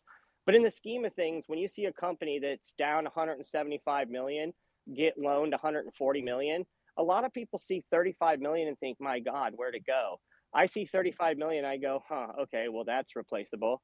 And it's not because 35 million is no money. It's because the amount of volume that's traded here is insane. Even if you factor in some of the leverage exchanges like BitMEX and other things that have been accountable for wash trading, if you had 70% or 80% wash trading on a $40 billion trading day, that's still infinitely larger than most of your traditional stock assets, right? I want to... Sorry, I'll let you wrap it up, bro. I was just going to say, so in the scheme of things, like $1 billion is super sketchy in the short term. And if you were to see all that spot on Bitcoin at one time, you might actually get this breakdown that you're looking for. But a complete and total capitulation of Bitcoin doesn't really make sense right now. And if the only thing that really can pull liquidity is Bitcoin right now, then all your really, really illiquid or like other assets, like your Solana and your Chainlink, everything I've said, well, those probably don't have as much more danger ahead of them as like your ETH and your BNB do. So right now, if the market starts to turn, you have to make a decision. Are you really going to fiat cash out at this price, or are you going to flip to BTC and just like let the rotation finish? And then once it finishes, go back into your positions. So one thing that you mentioned, Chris, is the Genesis story. Just want to remind the audience that was discussed in depth. It's like the main topic a couple of days ago. So if you go through the spaces, you'll see one with Genesis DCG in the title. That's the one. I was very careful writing the thread on it. It gained a lot of traction, which I wasn't expecting, because it's a very, very sensitive topic in which we want to ask questions but not spread FUD. But just want to remind you all that if there is a problem there, which again, me and others think it's highly unlikely, but if they do struggle to raise that $1 billion and it turns out there's some issue, that could be the scariest domino. And I spoke to a pretty large player in the space this morning that for the first time showed concerns if that materializes. So we'll probably do another deep dive into it. I'm waiting for a piece Ryan is going to write on Messari about it as well. I want to read that. Messari does great reports. But that is one, that's probably the biggest thing to watch for now.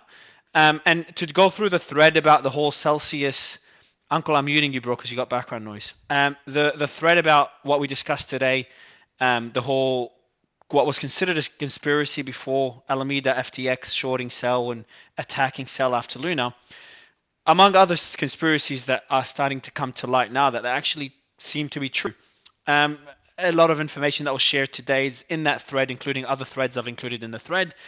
That is not really, doesn't really matter for current market conditions, which is what I think we should focus on.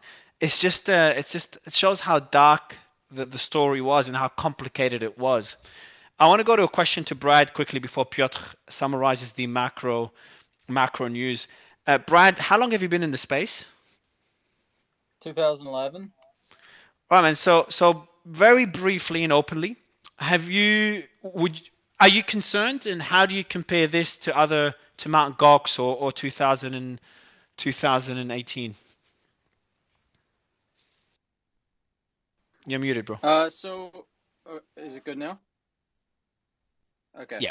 So, first of all, anybody that got into Bitcoin in 2020, since 2020, or even 2021, like early 2021, and folks that got into Bitcoin crypto since 2021. I mean, you've gone through anything that all of us from the early days have gone through. I feel like it's fair to say that there's no such thing as OG status anymore, because what we just lived through over the last year and a half has pretty much just baptized everybody as an OG, if you want to use that term. I learned lessons losing a lot of my Bitcoin on Mt. Gox, and Bitcoiners have stayed pretty steadily true to the not your keys, not your coins, and don't trust, verify memes. It's not just a meme, it's what we've been preaching since the start of this whole run. And a lot of crypto people are entrepreneurs or traders, and they're like profit maximalists maybe, and don't necessarily listen to what Bitcoiners have to say, because our message is a very conservative message of just ignore the noise, ignore these lending platforms, ignore yield products, just understand what it means to have sovereignty over your money, and that Bitcoin is completely decentralized, has long-term credible scarcity. There was no bailout of the Mt. Gox hack. Bitcoin has never had any situation where we got bailed out or anybody had a centralized interference in the monetary policy or anything. So to us, Bitcoin is completely separate than everything else. Obviously, you live through these bubbles, and you see when Bitcoin starts to rise, it gives comfort, or it gives, permission for VCs and whales and traders and everything to start allocating to riskier things, because you can tell, like, rising tides lift all boats. You can see it. And this collapse, so the 2017 bubble was nothing compared to this. It was pretty crazy to live through that. But then to see 2018 and 2019 absolutely teach us the lessons about utility tokens and unregistered security tokens being a bad idea, not only reputationally, because a lot of people got sued and lost reputation recommending people do ICOs and masternode coins and launching masternode public companies and doing ICO advisory and all kinds of stuff.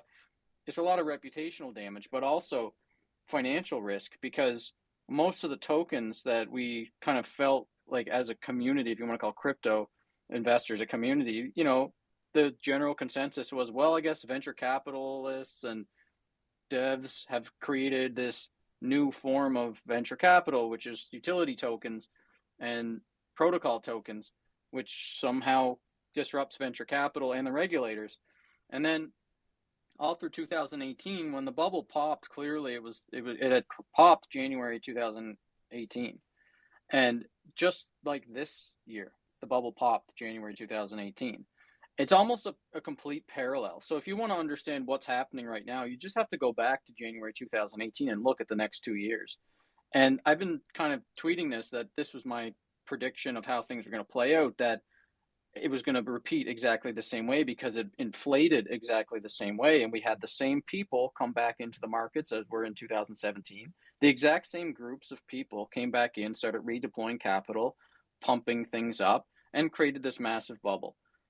using leverage and using the same logic that we learned lessons from the last bubble. So and the amount of VC money that came into the space just created that systematic problem where VC money just did very little due diligence and was chasing deals like a bunch of sheep without doing, without taking the normal precautions. Yeah. Which kind of led to a lot of the bubbles we're seeing now. We're now clearly 1 year into the pop, or 11 months into the pop, and the next 12 months, if you want to know what's going to happen over the next 12 months, it's just likely to be the exact same thing that happened in 2019. In 2018, Bitcoin, we all thought this time is different. There's institutions here now, like Bitcoin is bigger, it's a more mass adopted. So we're not going to see a 75% drawdown. It's going to be less volatile. And then 2018, like right up until about this, about October, maybe November 2018, Bitcoin had gone down quite a bit, but then it sort of settled in the $6,000 trading range. And everybody was like, okay, well, it's just going to be a long bear market of choppiness, and crypto ICOs were still going on, and people were still buying altcoins thinking that, this was just going to be no capitulation. It's just going to be a negative price action sort of situation. But then Bitcoin crashed 50% from there and went down into the 3,000s. And that caused everybody in crypto, all the ICO buyers and all the VCs and all the liquidity providers and market makers, to realize that this is not just going to be a like sort of long drawn out bear market. Like, this is going to be real capitulation. And the regulators were at the time coming out clearly, like making statements, fining people for doing unregistered securities offerings, fining celebrities for promoting things that to their fans that they shouldn't have, like Floyd Mayweather and DJ Khaled, and all these different celebrities started getting fined for promoting ICOs and unregistered security coins. So then 2019 was basically a whole year of people finally putting down the Kool-Aid, realizing that the bubble was a bubble and that it was all FOMO driven, and that there was no real fundamental value in 99% of these coins, and maybe buying SAFs at a discount was a bad idea, and you should actually be looking for liquidity and going into Bitcoin or cashing out into dollars. For a lot of the profit maximalists that came in, they realized that the coins are down 80% or something like that. Why sit through another year of pain? You know what's coming. Everybody's whispering that like this shit, the bubble's done. So this is the next 12 months in crypto, I think, are going to be an exact replica of the 2019 bubble, 2019 bear market, where there's some coins right now that are down 99%, and obviously if you're in like KlimaDAO that Mark Cuban was promoting, something like that, you're down 99%. That sucks. You've already capitulated. But like Chris was just saying, there's a whole bunch of coins that are still at their 2021 levels, that they're going to come down to their pre-pump 2020 levels. There's so many coins. If you go through CoinMarketCap and you look through, just go back to 2020, like where we just started to come out of the bear market and people started feeling like it was safe to deploy capital again.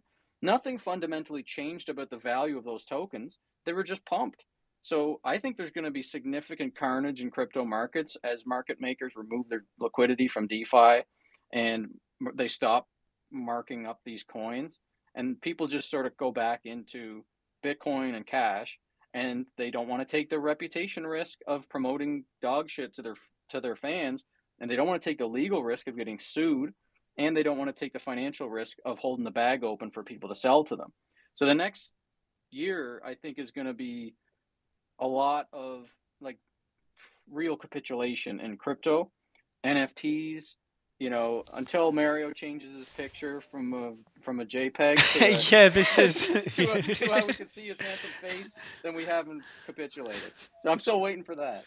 That's been embarrassed, Brad. They're just embarrassed to have PFPs anymore. That's when we know. That's the story I've been saying for a few months, is that the day that we'll see a lot of, I didn't put myself in that basket, but the day that we'll see a lot of these quote unquote influencers change their PFP is the day that we'll be like, hey, we seem to have bottomed. But then I used to make the argument before we go to Piotr, just for the quick final macro summary. I used to have always the argument that the space matured since 2018, and it's hard to argue against that. institutional money, and back then the story was the herd is coming. The herd is here, institutional money is here, and still flowing in to some extent. So that kind of gave me the confidence to say that while we, I assumed the same. We're going to peak end of last year based on a very simple story, is that we're going to repeat what happened before. It becomes a self-fulfilling prophecy. That was my initial argument. The space is more mature. As something gets more mature, it becomes less cyclical, less extremes. So less higher lower highs and higher lows. And we saw that with the web era after the dot-com bubble with Amazon stock. So less volatile was a story that I had initially, the narrative that I had. But after seeing what happened now with FTX, what happened with Celsius, with Luna, and the fact that we're even talking about Genesis and DCG, changes my narrative completely. I wouldn't be surprised if we go through a similar ice age as we did in 2018. As someone argued as well, if we see bigger dominoes fall, without naming anyone, a Stone Age is potentially a scenario. But yeah, that's my conclusion. Like, I don't know if I'll ever change my profile photo, because I think I'll just lose credibility when the market improves again. It shows that I'm just in it for the money. So, but Mario, there's like a real chance though, and this is where capitulation happens. There's a real chance that this market does not come back the same way that it happened in 2017 and 2020, 2021. Like it won't, bro. It won't. 100% it won't. People shilling house-priced NFT 10,000 mint things are gonna have reputation risk attached to that. So there's actually gonna be like reputation blowback for supporting that logic. It's the same as like people who are promoting .com stock. But you're just looking at it from that perspective. Like, if I look at it from a building perspective, I've never seen capitulation in the market. Yeah, I've never seen more interest in blockchain smart contracts as a technology from outside. Like, we've seen more adoption, Brad. We've seen more adoption on the NFT guys, front. This is the conversations that we were having in October 2018, November 2018. Like, this is here to stay. This is not. But tokens, away. but tokens are here to stay. Like, we saw a lot of the tokens that got capitulated back then in the top 100 today. So it's like the argument is there that a lot of we will see complete capitulation. A lot of these PFP projects already gone to zero. There's not many still standing their ground. This time it affected the teachers' pensions. Like, it didn't affect teachers' pensions. But that wasn't an investment in a token. That was actually an investment in a company, right?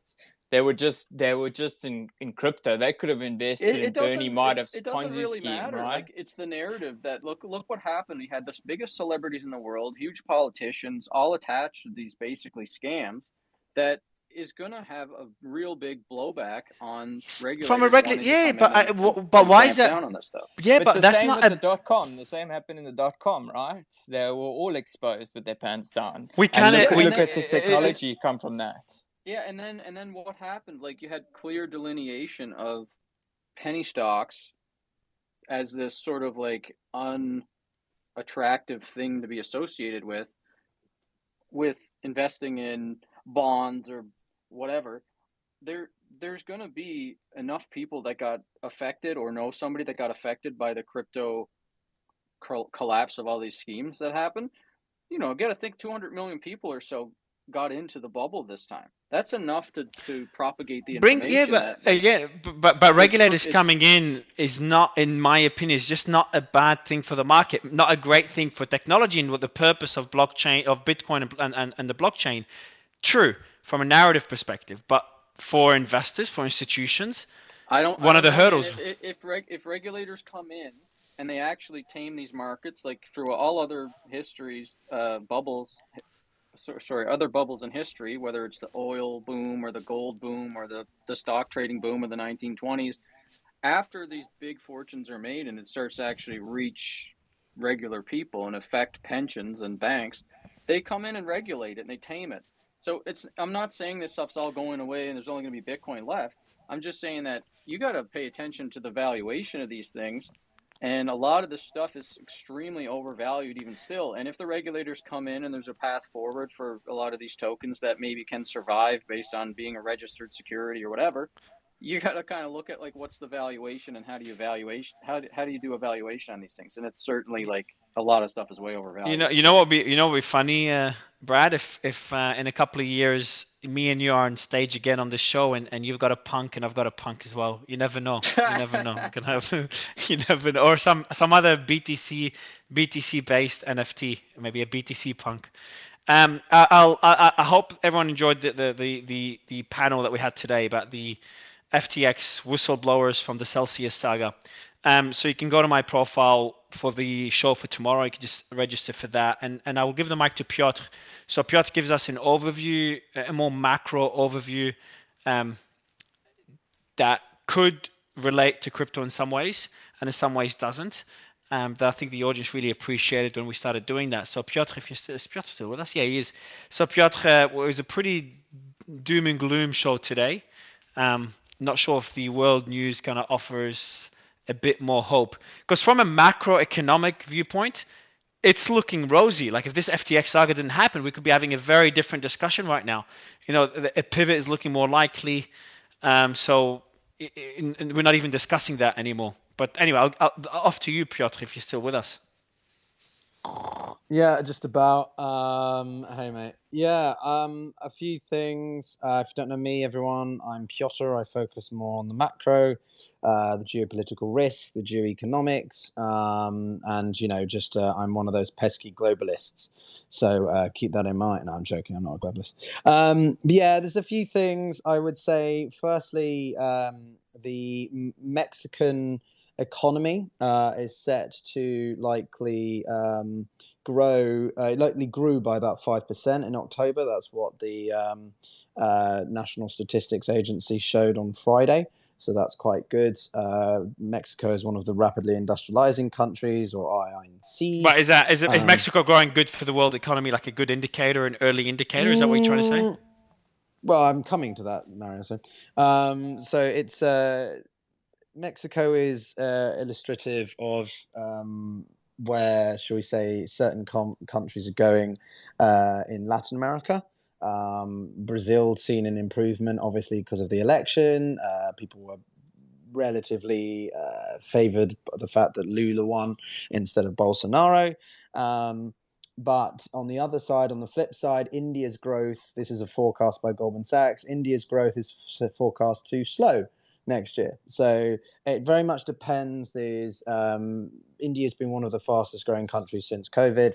Last year it was about 7-8%. This year it was meant to be about 6.9%, and now that's been revised to about 6% next year. So it's seeing a steady decline, and unfortunately that's to do with the monetary tightening that we're seeing happen across countries because of which is impacting consumption.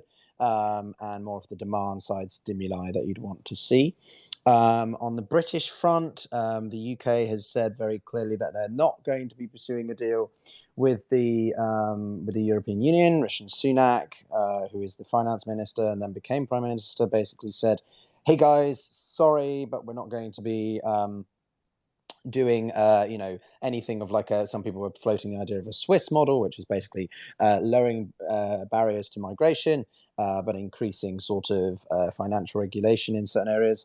So that's not likely to happen. The UK wants to remain one of the best places to do business, despite its economy tanking. Someone asked me about the Swedish housing market. This is the worst since the 1990s. So prices have fallen by 3%. And those are down to really the broader, macro level of the whole of Europe as the war continues. And they're the worst. It's the worst downturn since 1991. Generally, we've seen us looking at some of the articles here. The trends tend to happen around this time of year in Sweden anyway. So generally, house prices, if you're looking for somewhere else to put your money, house prices are slowing. And one realtor analyst said that they were expecting those not to pick up until the spring of next year. And then the last thing I'll say, which is probably the most important, is to do with China and America. Obviously, the two countries are... I don't really agree with this whole thing that the relations are easing. I just think we're in a slightly better position than we were, say, a few weeks ago, but these things really flow. Well, I didn't know that. What happened? Well, President Xi basically came out. So there's an organizational summit called the Asian or APEC. I don't know what the acronym is for that, but basically this is happening in Thailand over the next few days. It's like a sort of subsequent one to the G20. So the G20 happened a week ago. And this summit is really interesting because President Xi gave a speech. And don't forget, the Southeast Asian theater is where there's a lot of tensions over Taiwan, China's interests in semiconductors, and control over Taiwan for that technological advancement. Taiwan produces about 70-80% of the world's semiconductors. So if China can control Taiwan, it can control a monopoly on those. But it was very interesting. President Xi came out and he basically said, I made a mistake. He basically admitted that his use of what's known as wolf warrior diplomacy, which is basically a fancy way of saying that China's increased assertion, belligerency, all of these things that you've probably seen China doing in the past, say, 10 years compared to the past 20 years, was perhaps counterproductive. He regrets the perhaps coercive use of economic statecraft, as he called it, which is very interesting. I've never heard him quite say something as transparent and sort of almost self-reflective as that. And it was even reciprocated by the Taiwanese representative, who said they even spoke, which is very, very rare. So you're seeing I wouldn't say a rapprochement, but you're definitely seeing an improvement of relations in a very broad, limited sense. So I think it's going to be really interesting to see how that plays into Chinese-American relations. I don't know how much this will offset the ongoing climate crisis or energy crisis, rather, and food issues. But certainly to have the two largest economies on a bit more of a stable footing poses well. This winter's still going to be very difficult, and I think we have to, be wise of where we put forecast things. But yeah, to answer your question from the beginning, there's a bit of positive news, so Bro, we can take that. I was expecting. I was hoping like Xi Jinping is gonna bail out FTX. FTX. All right. So yeah. Today's, I feel like shit, to be honest, guys. I didn't like today. I love today's show. It's full of value, but it's a lot uglier than I expected. Now I didn't go through Mt. Gox. I went through the 2017, 2018 crash. But yeah, I didn't expect. I think what makes it really painful is not that we just capitulated. It was just how much shit was going on behind the scenes that we didn't know about. How ugly it was. How people we trusted just, like, anyone in the VC world, like we are, know how much respect Sam and Alameda had in the space, and Three Arrows. And there was someone, I think another VC mentioned today, someone sent me the piece. They said that the amount of money in the VC space, as I told Brad earlier, kind of led to this. It's just that we were chasing projects. Like no joke, we were actually convincing projects to take our money. Not just us, all the VCs, and we're actually doing a pretty good job. We got some pretty sexy allocations for that. It was that the bubble was that frothy. Mario, one of the things that changed, like, this is a conversation I had with an Alameda insider back in 2020. One of the guys working at Alameda, like, to do the Serum ICO and the Solana ICO and like different DeFi ICOs that were happening back in 2020 when everything restarted. The thing that he said, he was like a ruthless capitalist, just whale type of guy. He didn't care about regulations or anything like that. He was like, we don't need money. We need people to shill. So we don't need your money. We can get as much money as we need. Like, everybody wants in on these deals. Yes. We need people that are going to shill. So they would only accept money from people that had big influence in crypto and on YouTube and on Twitter, so that they could shill this crap. So they were taking influencers, VC money, yeah, man. It was all about shilling this stuff, not like money. They didn't need money. The people that got the allocations, most of the allocations before everybody, were obviously the respected VCs to give credibility to a project, including Alameda and Three Arrows Capital as some of the top VCs, and influencers. Influencers got all these allocations. Why? Because they could shill those projects. And it's painful to see a lot of these projects, especially ones new to crypto, they use their own treasury to prop up their token price. In the beginning of this year or end of last year, in the early days, they were propping up the token price. So their treasury just got fucked. But it's just painful to see, man. Like, it's just painful to see how deep this web goes, and we're still trying to figure out how deep it goes and who's involved. But I genuinely hope there isn't any other nefarious players. We had who was it? I think no OKX on stage a couple of days ago, and he said that he expects others to, he wouldn't be surprised if there's other players that rehypothecated funds similar to what Sam did. But there'll probably be smaller players that won't have near as much impact as FTX. I hope this is true, because if we see other big players that fucked around, yeah, man, like this week is the first week, last few days is the first period of time where I'm genuinely feeling a bit of pain about where we are, and seeing one of the biggest players in the space I talked to personally today, showing potential concern, was really worrying. On a positive side, I said it yesterday, and I'm saying it again. I do want to say though. I do want to say just for every other audience, because some people, I just don't want to seem like I'm spreading fun. I'm not, guys. I'm just showing concerns because I'm actually bullish on the space, less than I was a few days ago. But I'm actually bullish that it's very possible we bottomed, very possible we didn't. What Brad said is absolutely accurate, but it's also very possible we did bottom, and we are looking at an entry point in the near future.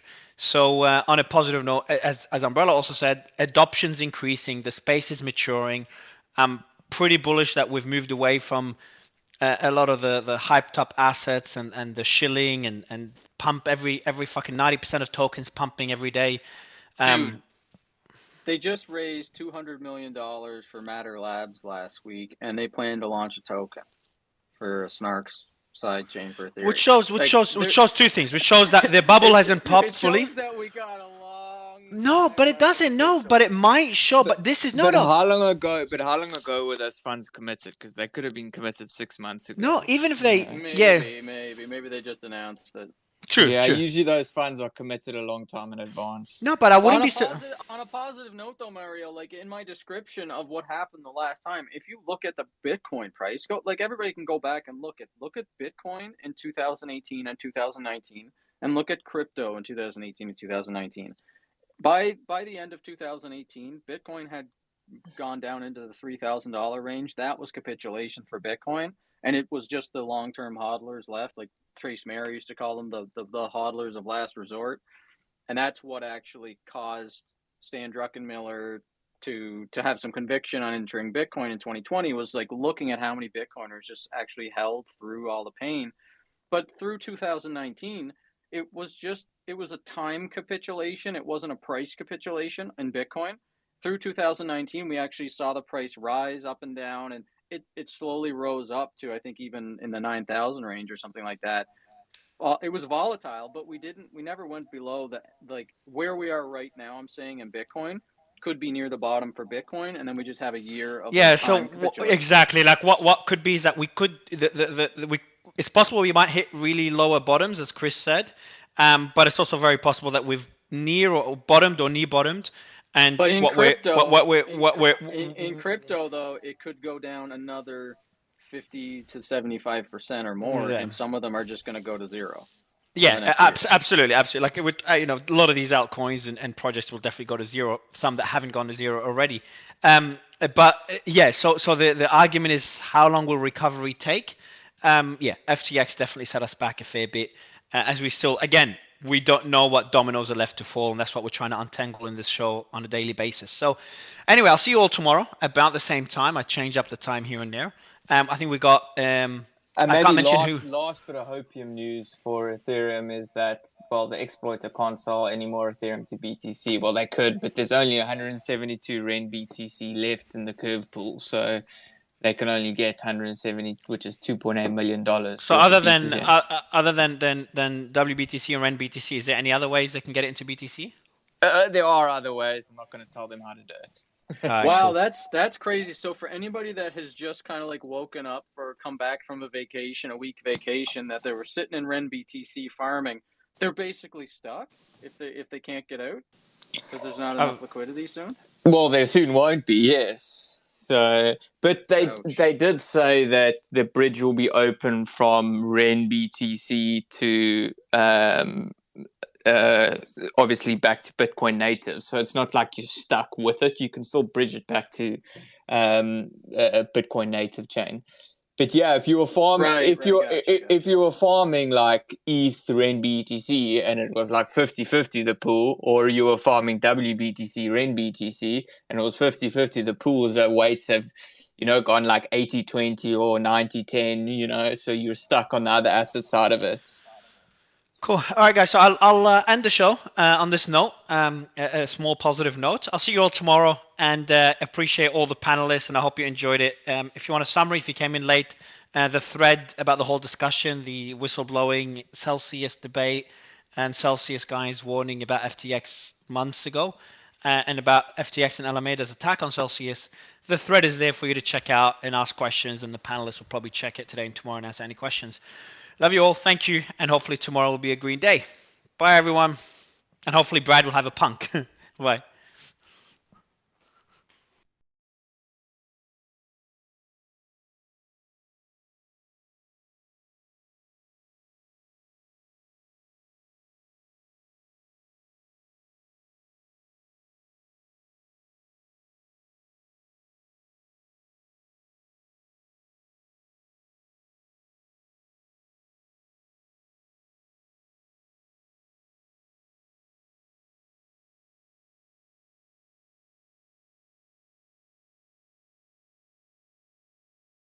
Last a bit longer, and you get a smaller pump, especially for a bigger asset, because it's much harder to pump it. So it doesn't. Everybody's saying about, I don't know, $500,000, $1 million, maybe one day, but nah, probably not for the next cycle. Go ahead, Brad. Yeah, I mean, you saw like a lot of layer ones back then that didn't pump to their all-time highs again from 2017, like Neo and those guys. Maybe Soul could be like that. But I did want to ask Books if he saw some dickhead doxed Kevin, the CEO of Dust Slash from D Gods. I want to know his thoughts on what an he thought. asshole! That's so fucked up. Are you dead ass? Yeah.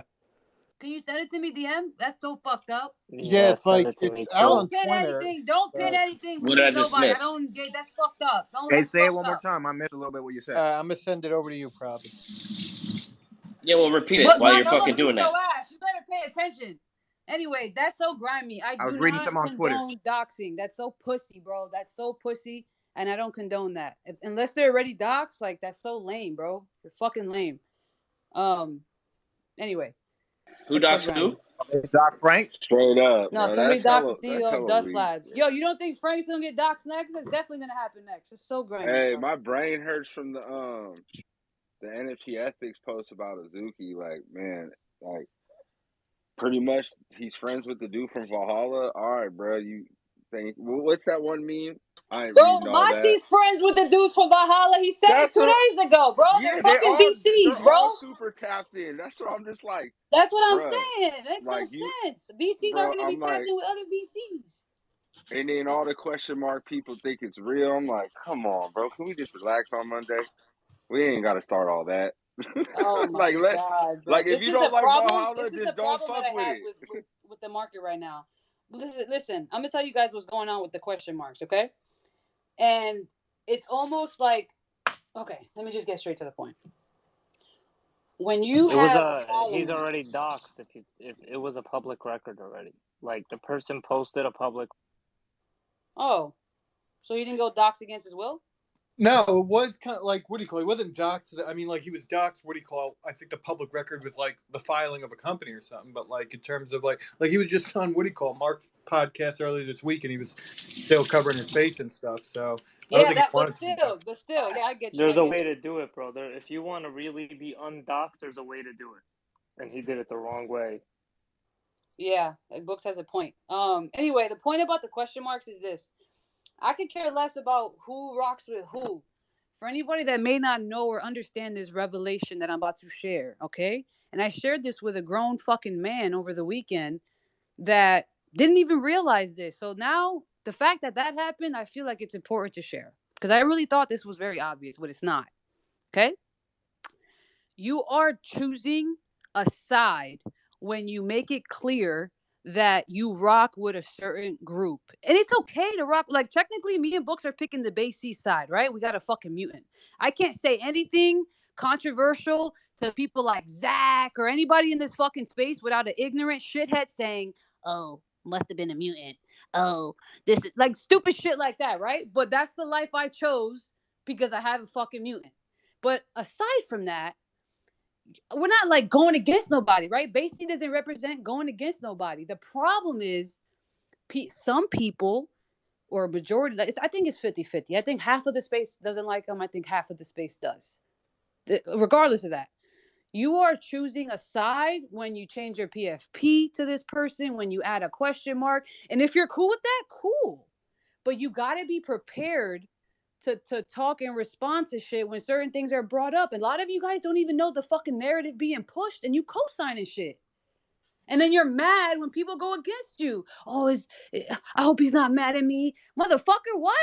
Y'all gotta think about why are you in this space and what's your goal? Like, I'm all for co-signing it.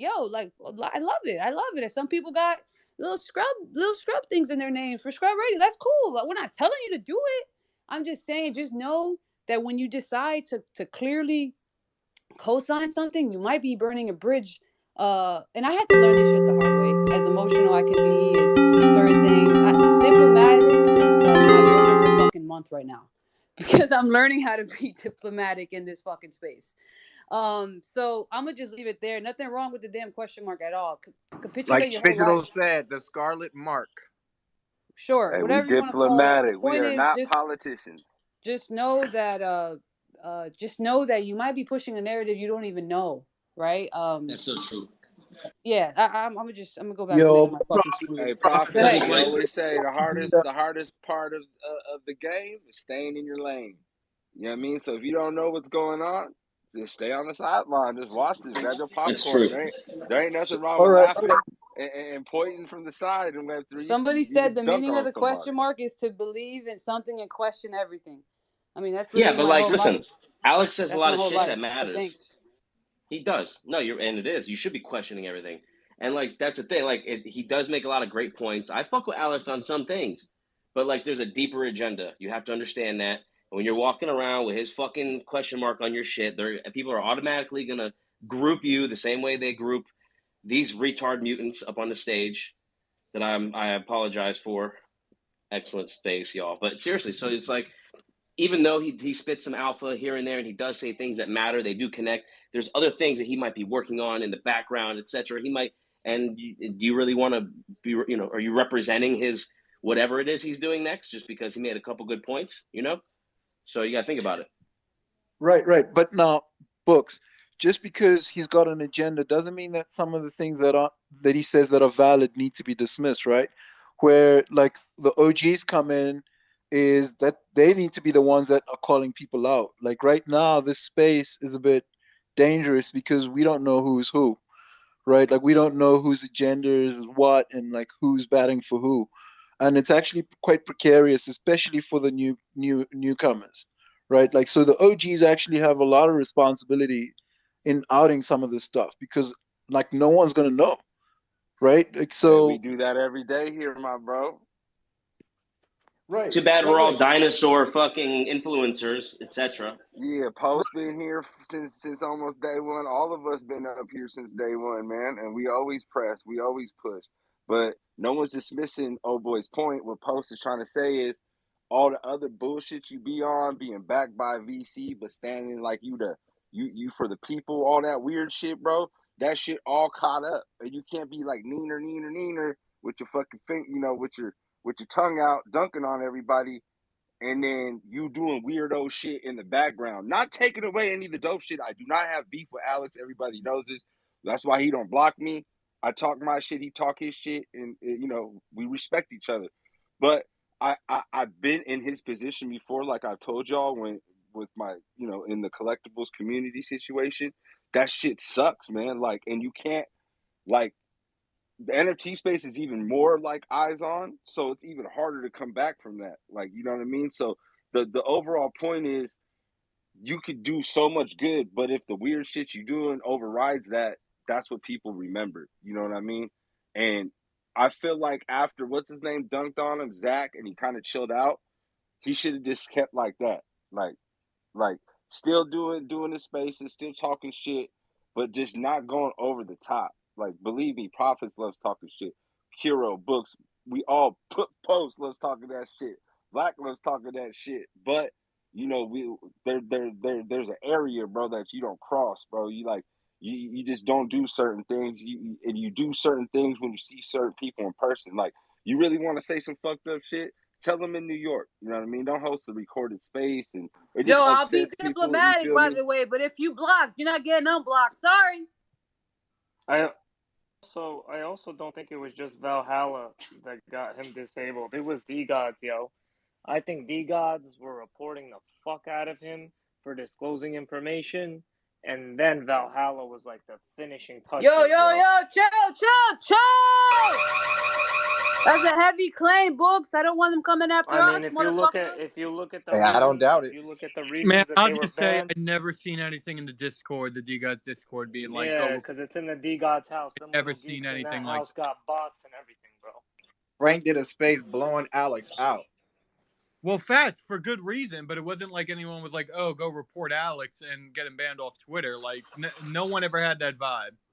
That actually happened to me once. So like Legend used to be verified, and there was this project called Diverse, and they're still verified on Twitter. And they were sweeping their own floors. They were fucking scamming the shit out of people. I was very vocal about it. They had their whole fucking Discord DDoS report my account for all kinds of shit. It got suspended. It lost the fucking. I lost the check mark. So it is real. It is real. So watch out because there's a lot of scummies out there, and they do whatever they got to do. I remember Diverse. They didn't do so well. That chick was very Let's not disappointed. forget when Alex's Twitter, his space got bot attacked, his following got bot attacked before Valhalla's existence even came out of his mouth when he was coming at Frank. Let's not forget any of that, please. Let's not forget when Prophets and Books had the space about Frank and our space got bot attacked. Please, like, I'm not gonna sit here and make things up out of nowhere. Like, this shit really fucking happened. I think the biggest thing, by the way, what's up, Prophets? What's up, Books? What's up, Scott? What up, man? Whoa, we got a man! Let's fucking go! Happy Monday, guys. Hope everyone's having a fucking beautiful day today. Just to chime in, I'm a little bit late. I just finished the call, but I think the one thing that a lot of people tend to forget, specifically with Alex, is that, in my own perspective, he was a show. He was backed by money. He was there for a reason. He was there to paint a narrative, and at the end of the day, this question mark, explanation mark, whatever it is the end result of it was to lean into a project, right? So now, whether or not we can all sit here and say, oh, he said some great things, but he also said a lot of controversial shit, right? And the same token, you can't sit up here on stage and talk nice and then turn your back and then, negatively go and impact, projects, individuals, spaces, Twitter accounts, whatever the case is. It's like, you're a brand, but which way is your brand? What's the roadmap of your brand? You can't wake up each day. And I think, that was his persona where he always was like, I've joined his spaces several times. Oh, I'm just an idiot with a $10 JPEG or all this bullshit. But that was all his brand. But it was a brand that was so distraught that it stepped on a lot of toes. So yes, do I agree that Alex spit a lot of great facts? Absolutely. I'd be lying if I said otherwise. But in the same token, just like any of us consumers, when we go to vote for a president or a prime minister, like, we don't just take it by the fucking commercial that their competitors are running against them. We sit there and like read their agendas and listen to their spaces and listen to their calls, like them themselves, right? So for you and for any individual, I'm not calling anybody out here, but to go and presumably pick a side based on the good narrative that he's painted or the good facts that he spit out, well, in my own perspective, like, you're flat out like stupid because you didn't take the time to do your homework and understand like who this individual is and what you're co-signing to, right? And when shit hits the fan in a good or bad way, let's just say he was great and he got signed by fucking whatever, great, clap yourself, take a clap on the back. But you also have to own up to the shit that when he goes down and there's like things coming out to play, like, you supported that narrative, you supported the negativity, just like when you go and support any human being in reality, maybe your sister, a rapper, a singer, a politician, and you to the death fucking like, ride them, are like, oh yeah, I'm pro, let's just say Ahmed, and then Ahmed goes and makes some negative comment towards some sort of community, well, you're going down with him. So you don't really get to pick and play in this space, like, and oh, well, he said a lot of great things, but it doesn't outweigh all the bad stuff that he can and has said, and vice versa. That's my 2 cents on that. Or what he might say that you don't even know what he's. You know what I mean? Like there's a lot of stuff that happens. Bingo. Great point. But well, think about so here's the counter. So let's remove it from Alex. Let's talk about Gary Gensler, right? Like so, Gensler is finding himself in a situation where he's undoubtedly tainted by this whole situation, right? Like so, does that negate all the good stuff that he's been saying? Does that mean we need to not, consider some of his recommendations? Because I'm actually quite concerned about him, right? Like so, I actually think the person that might replace him, if they choose to replace him, is not going to be somebody who's as adept at this topic as maybe he was. So you can apply this to a number of people, right? So if you're saying just because somebody's associated with somebody, they need to go down. Well, I mean, those are 2 different things. Gary Gensler. He didn't hold say on. go down. He said you will be associated with them, and you can't control what happens to you when you associate with them. Yeah, and let me just to kind of add on to All what you right, said, cool. Is that I agree with you. Should someone completely go down? No, that's not what I said, just to be crystal clear. But what I am saying is, for example, let's just say Ahmed put a question mark, an explanation mark in his name, right? And then I'm shilling or joining other groups and effectively backing up, someone that has stepped on toes. Like, negatively speaking, I should be inclined to do my research, just like as consumers. Great politicians come up to reality and they run for president and they promise all these great things, right? They step in year 1, okay, they're doing great. Year 2, year 3, year 4, they go and, let's just say, make some racist remarks, completely backfire their agenda, and everybody in their administration has supported him this whole time. Well, effectively speaking, they will go down with him. Does that mean, though, however, that if somebody did like 8 pros and 2 cons, that they should be canceled? That's not what I'm saying. What I am saying is that at the end of the day, when you have a platform, even just as an individual, as a human being, you've got ethics to follow and you've got a moral code. However you choose to play those cards, however you choose to follow through with those cards, that is ultimately on you. You make that decision. You could be the best. Let's just I don't fucking know. Let's just use Kanye West, a relevant example. One of the greatest rappers alive. I absolutely love Kanye. Do I think that there's space for his anti-Semitic speakings? Absolutely not. But guess what? He got canceled instantaneously, right? At the end of the day, he's done so much for the culture. He's done so much for fashion. He's done so much for music. Whatever. We can sit here and talk all day. All it took was 1 or 2 or 3, whatever, anti-Semitic posts for people to realize, no, well, in their perspective, he was a clown. Let's cancel him, right? And he got cut from everything. So that's what I'm kind of trying to tie in, is that if you're going to step up on stage and like, let's just say, like, put people under the radar because they should be under the radar, but then turn your back and then, go fund another project, talk shit about another space, or speak ill of another human being.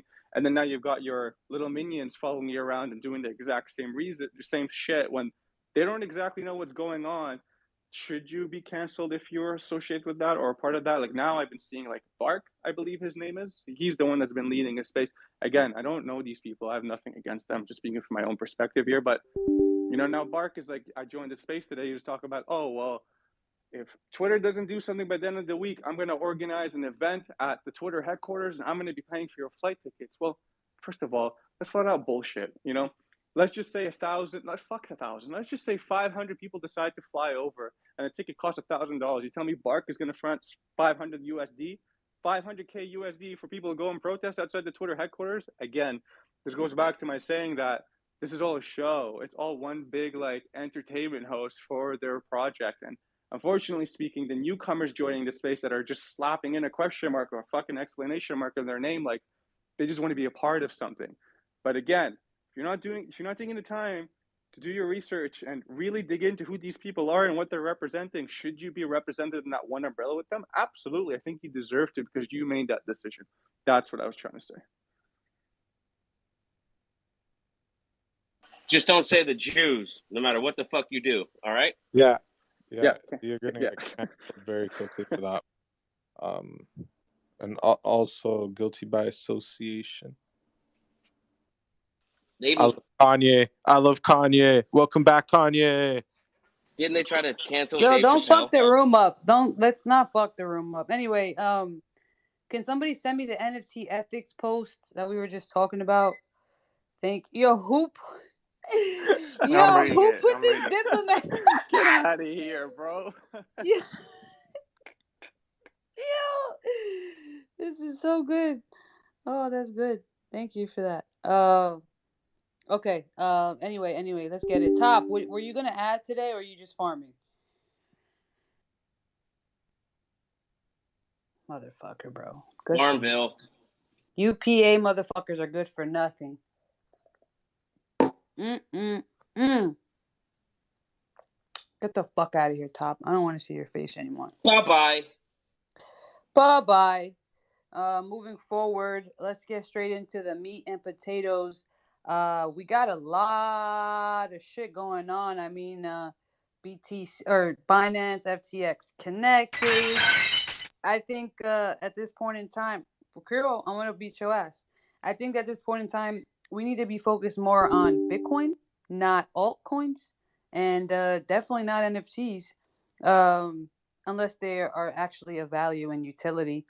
But anybody want to chime in on that? I hope you guys know altcoins. Your favorite altcoin is done with.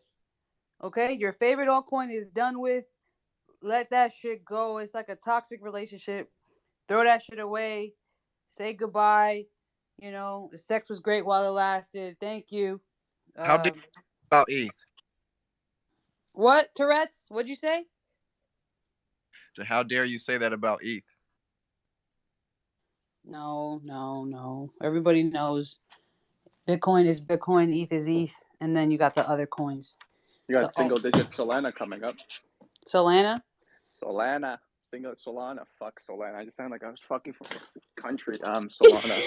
Jesus Christ. Yeah, you got single. Fuck, where are we at? I think it's at $11. Let's see. Anyway, $11.62. This. So get back to topic. Whoever has that post, please send me the damn NFT ethics post. I want to see it. Like, this is what I was trying to make a point of. You know, this whole before I got interrupted by Black.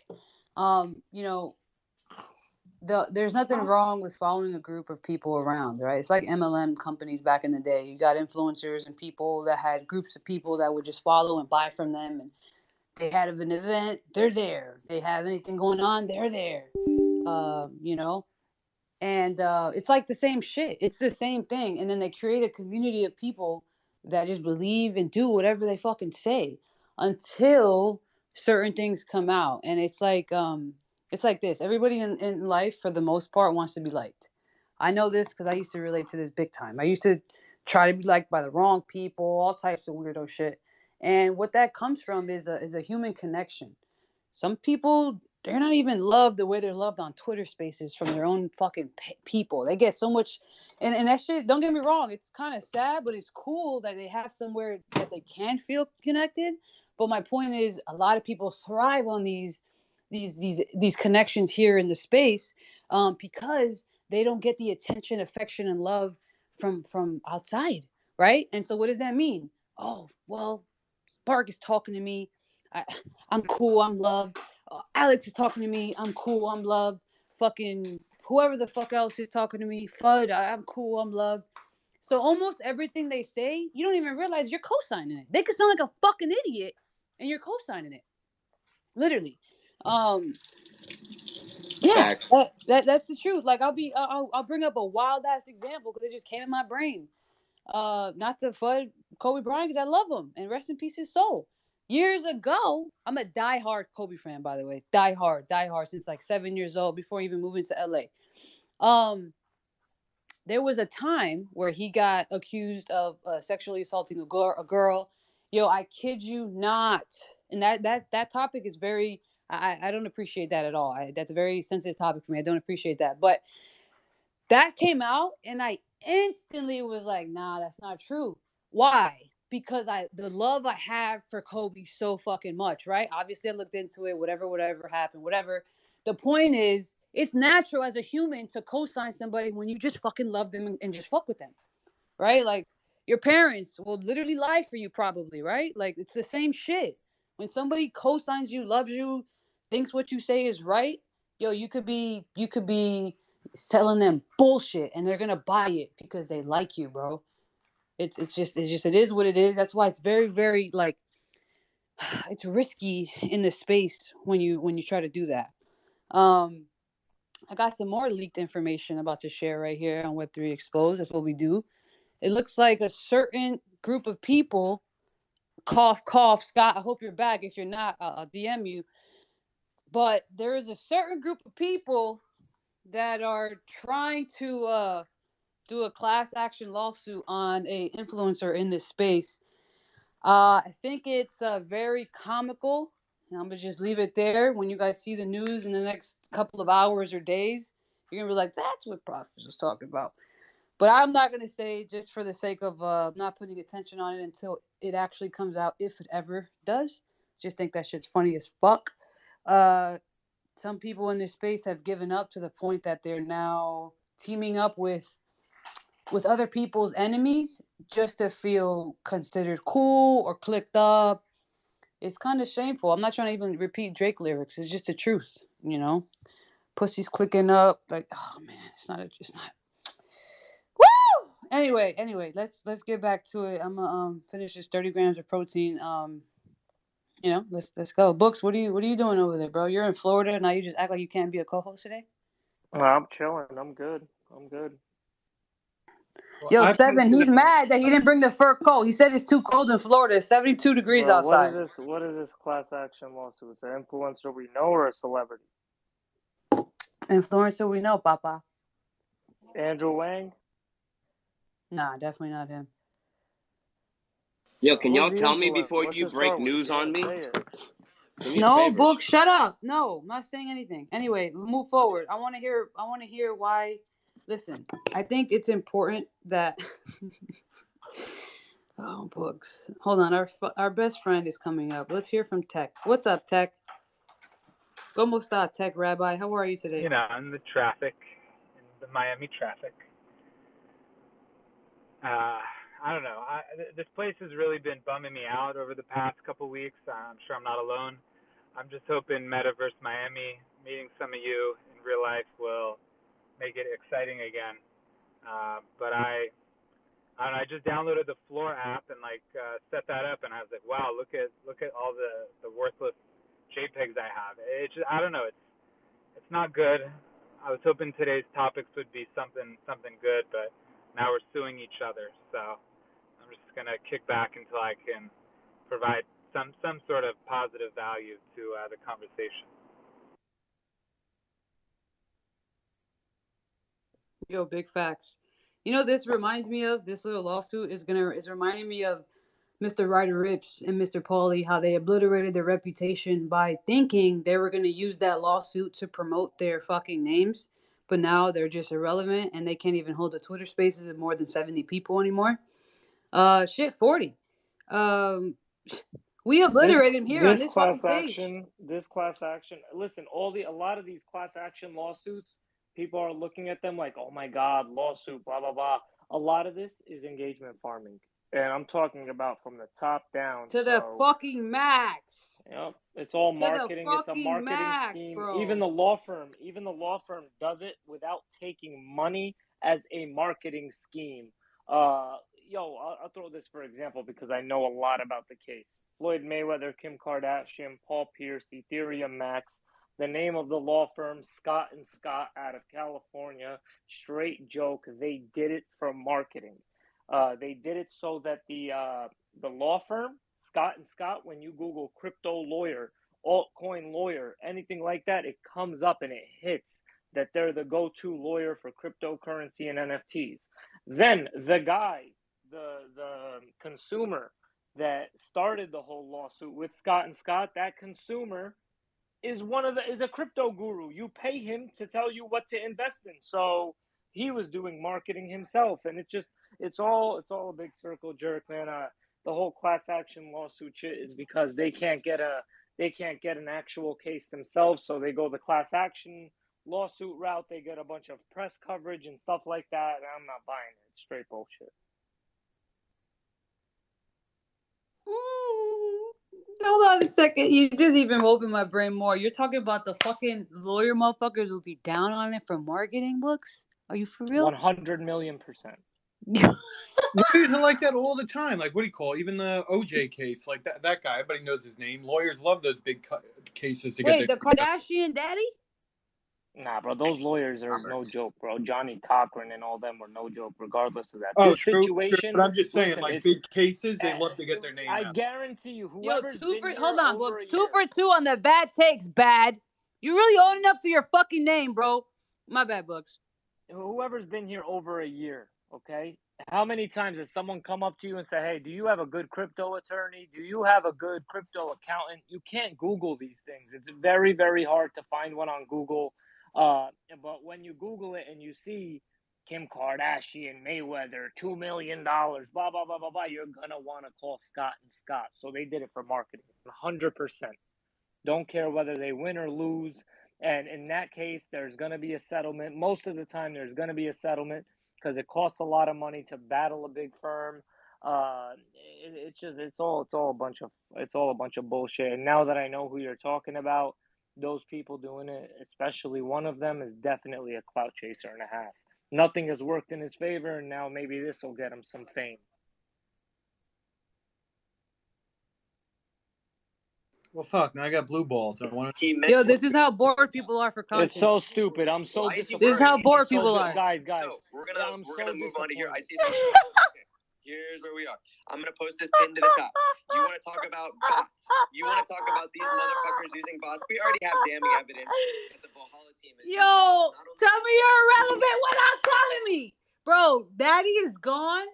Yo, Daddy is gone. Motherfuckers don't know what to do. They're taking anything. Yo, I'm gonna write a thread and I'm gonna send Is it it to against Ethics. Mario? And I'm gonna send it to Ethics and they're gonna post it. And then everybody is going to go look at it and talk about it. Like, you guys are sick fucks. And if you guys really think you're gonna fucking FUD a VC company to the ground, you're fucking dumb. Like, there's so fucking many companies and projects and things to talk about. And yet we beat a fucking dead horse. Like, damn, this shit is sad. This shit is sad out here, bro. This shit is crazy. Anyway, yeah, so we're definitely at the part of the market for influencers and people of no relevancy to do desperate things like sue people and do class actions and make tweets saying we're gonna expose this person today and da da da da da da da. The fuck out of here! You exposing shit. Expose this. There's other people wearing other people's profile pictures add into that as well, or 100% doing that. 100%. My dog's sick of it. That's violence. Someone chose violence today.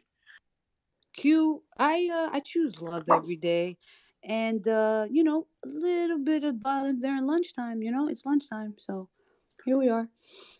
Well, profits. I know you were talking about altcoins going to zero. I posted at top the 2017, the pre-bull with the snapshot of the top 25 looked at, and then the 2018 right at the end of the bull, January 1st, the top 25. And if you look at those, there are definitely a lot of coins you did not see come back.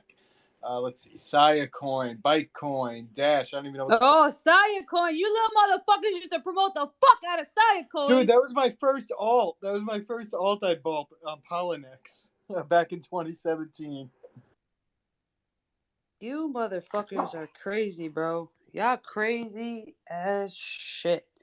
Book, did you look into Valhalla at all? I didn't like it from the beginning, but I'm honestly just anything with VC and doing the I'm gonna be honest. What is there not to like? I think they're like the art, but like everybody's copying anime and Izuki these days. Like, what the fuck? Like, I don't know. Listen, I mean, it's anime, right? There's room for more than just Izuki.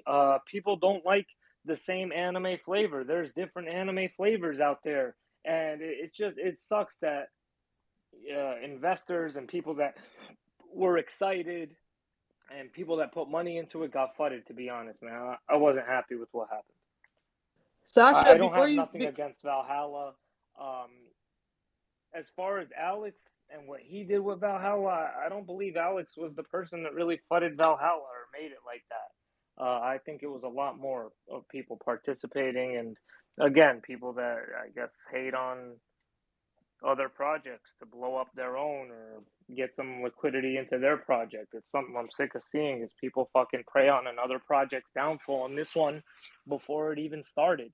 Its mint was 0.5 ETH. I did not see people crying about Utes and how expensive that mint was. It was more than double profits. So Correct. Agreed. And I have a big point to make. I love when you talk because you spark thoughts and shit that I'd be forgetting to talk about. Before you leave, Sasha, if you want to add anything else, brother, I appreciate you and your insight as always. You could add before you leave. Go ahead. No, nothing crazy. Thanks for having me again, and yeah, we wish you all good luck and stay safe. It's probably gonna be a crazy week, Thanks, so King. please stay Yep, safe. it is gonna be a crazy week. But yeah, let me get to the point I was gonna make real quick, and we'll continue on popcorning. If you're hanging out on stage and you don't plan to add to the convo, just remove your ass. I got 30 requests. I'm trying to bring more people up. All right, thank you. But this is what I was gonna say. So back in the day, right, MLM days, building and shit. Company A would be, let's say, I valued at $1 million, right? Their fucking revenue is 300,000 a month. They're killing it. I don't know, whatever, killing it. And builders, right? People like me building it. And then what happens is Company B comes out, sees Company A's success, bribes Company A's leaders and people by giving them upfront checks or whatever, flying them out here and there. Hey, we're gonna do this and this and this. Leave that company, bring your people here, and then Company B comes out, blows the fuck up, gets fucking huge, right? And it all came from FUD, leeching. Now, granted, it's a little different here. There's not necessarily so much bribery in a sense. You can literally FUD a project for free these days, but the point is I'm trying to make is a lot of the same tactics. FUD, creating bullshit. And then what does this do? This gets you in front of that community. So this is a plague to get in front of. This is what happens. This is how he got the DGOTS community. Because not only Frank was on the stage every day, but he's talking about them every day. This is how he got people like me and Books and other people in Yuga interested to talk about him. He talked about Gordon Connor for like fucking 3 weeks and so on and so forth. So it's an agenda plague to try to get other communities to pay attention. But the problem with that is, and I really hope anybody that cares about like anybody from that side, like tell them this shit because I'm not. I'll tell them right. I'll tell you guys right here for everybody else. You're not going to retain people if you don't provide value. Laughs and entertainment is not value. I'm sorry. Love to everybody making any type of funny shit post or comment or whatever. You're not going to fucking retain nobody like that. Maybe you'll keep a following, but you're never going to keep them paying you. They're not going to be consistent customers. They're just going to be people liking your fucking posts. And last time I checked, posts don't pay the fucking bills. Or liking posts don't pay the bills. And likes don't pay the bills. Devil's advocate would be, now, I think your last point kind of covered it, but like a Howard Stern, people like that, talk radio and stuff, they've made millions, careers off of that stuff. But to your point, if you're trying to sell them a product or something, maybe you don't go that route. But, he wasn't bringing in advertising dollars like a Howard Stern or something like that. Maybe. I don't know. He had this VC behind him. So, all that. But you get what I'm saying. No, for sure. And like I don't care to talk about it. It's just kind of funny to me. And it's just gonna fucking stuff is very obvious. And I call it right now.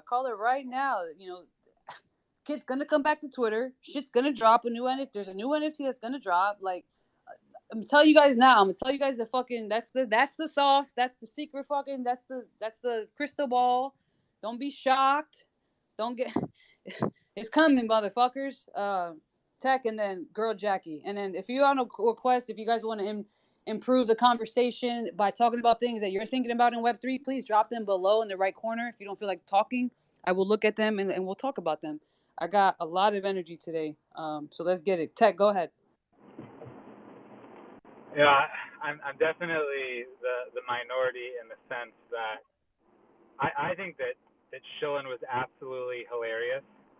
And there was a time and a place for it. I couldn't tune in on a regular basis because it is a bit much. But I think that I look at from Clubhouse, Web3 Twitter Spaces beta to Twitter Spaces, opening up fully, seeing the progression of like the types of conversation, the way that people are providing value. I come in here on a regular basis because you have those conversations that get us thinking hard and sometimes thinking in an uncomfortable way. They're hard questions. You tend to have people that are super smart, huddling around you on stage, also bringing things to think about. And like sometimes, I just want to listen to a guy yell at people and make fun of them and mute them. But it really sucks that you see the way in which the gaming of Twitter's security features, so to speak, the features in place to keep the decorum of the platform are being used against so many of us in the space. The botting, the retweets. So I think that it really kind of bums me out to wake up and see that his account did and like that element is out, because I think for the most part the fiercest critics of Shilin were people that enjoyed the influencer glory of early 2021, all the way through the bull of NFTs. I look at, I'm not going to say names because I don't want it to be like misconstrued, but I've been following quite a few of these people for a while, and I think at the end of the day, everything has its place in moderation, but the space right now is just quite toxic and quite depressing, and people are just doing whatever they can to not give up whatever crown they had or thought they had. And I just look at a lot of people, usually not in Twitter Spaces, but a lot of people super public on the timeline, smashing him. Oh, it's garbage if you support him, and I don't know. I think that if we're focused on his style of entertainment as being like the most dangerous thing in Web3, then like, I know this is recorded, but we're all fucked. Like if that's what the real danger is, besides for the predatory nature and the manipulation of a system that is still trying to mature and stabilize itself from volatility, I think we have bigger problems. I think if Grayscale decides to dump its 50% of its Bitcoin reserves to even out whatever it's trying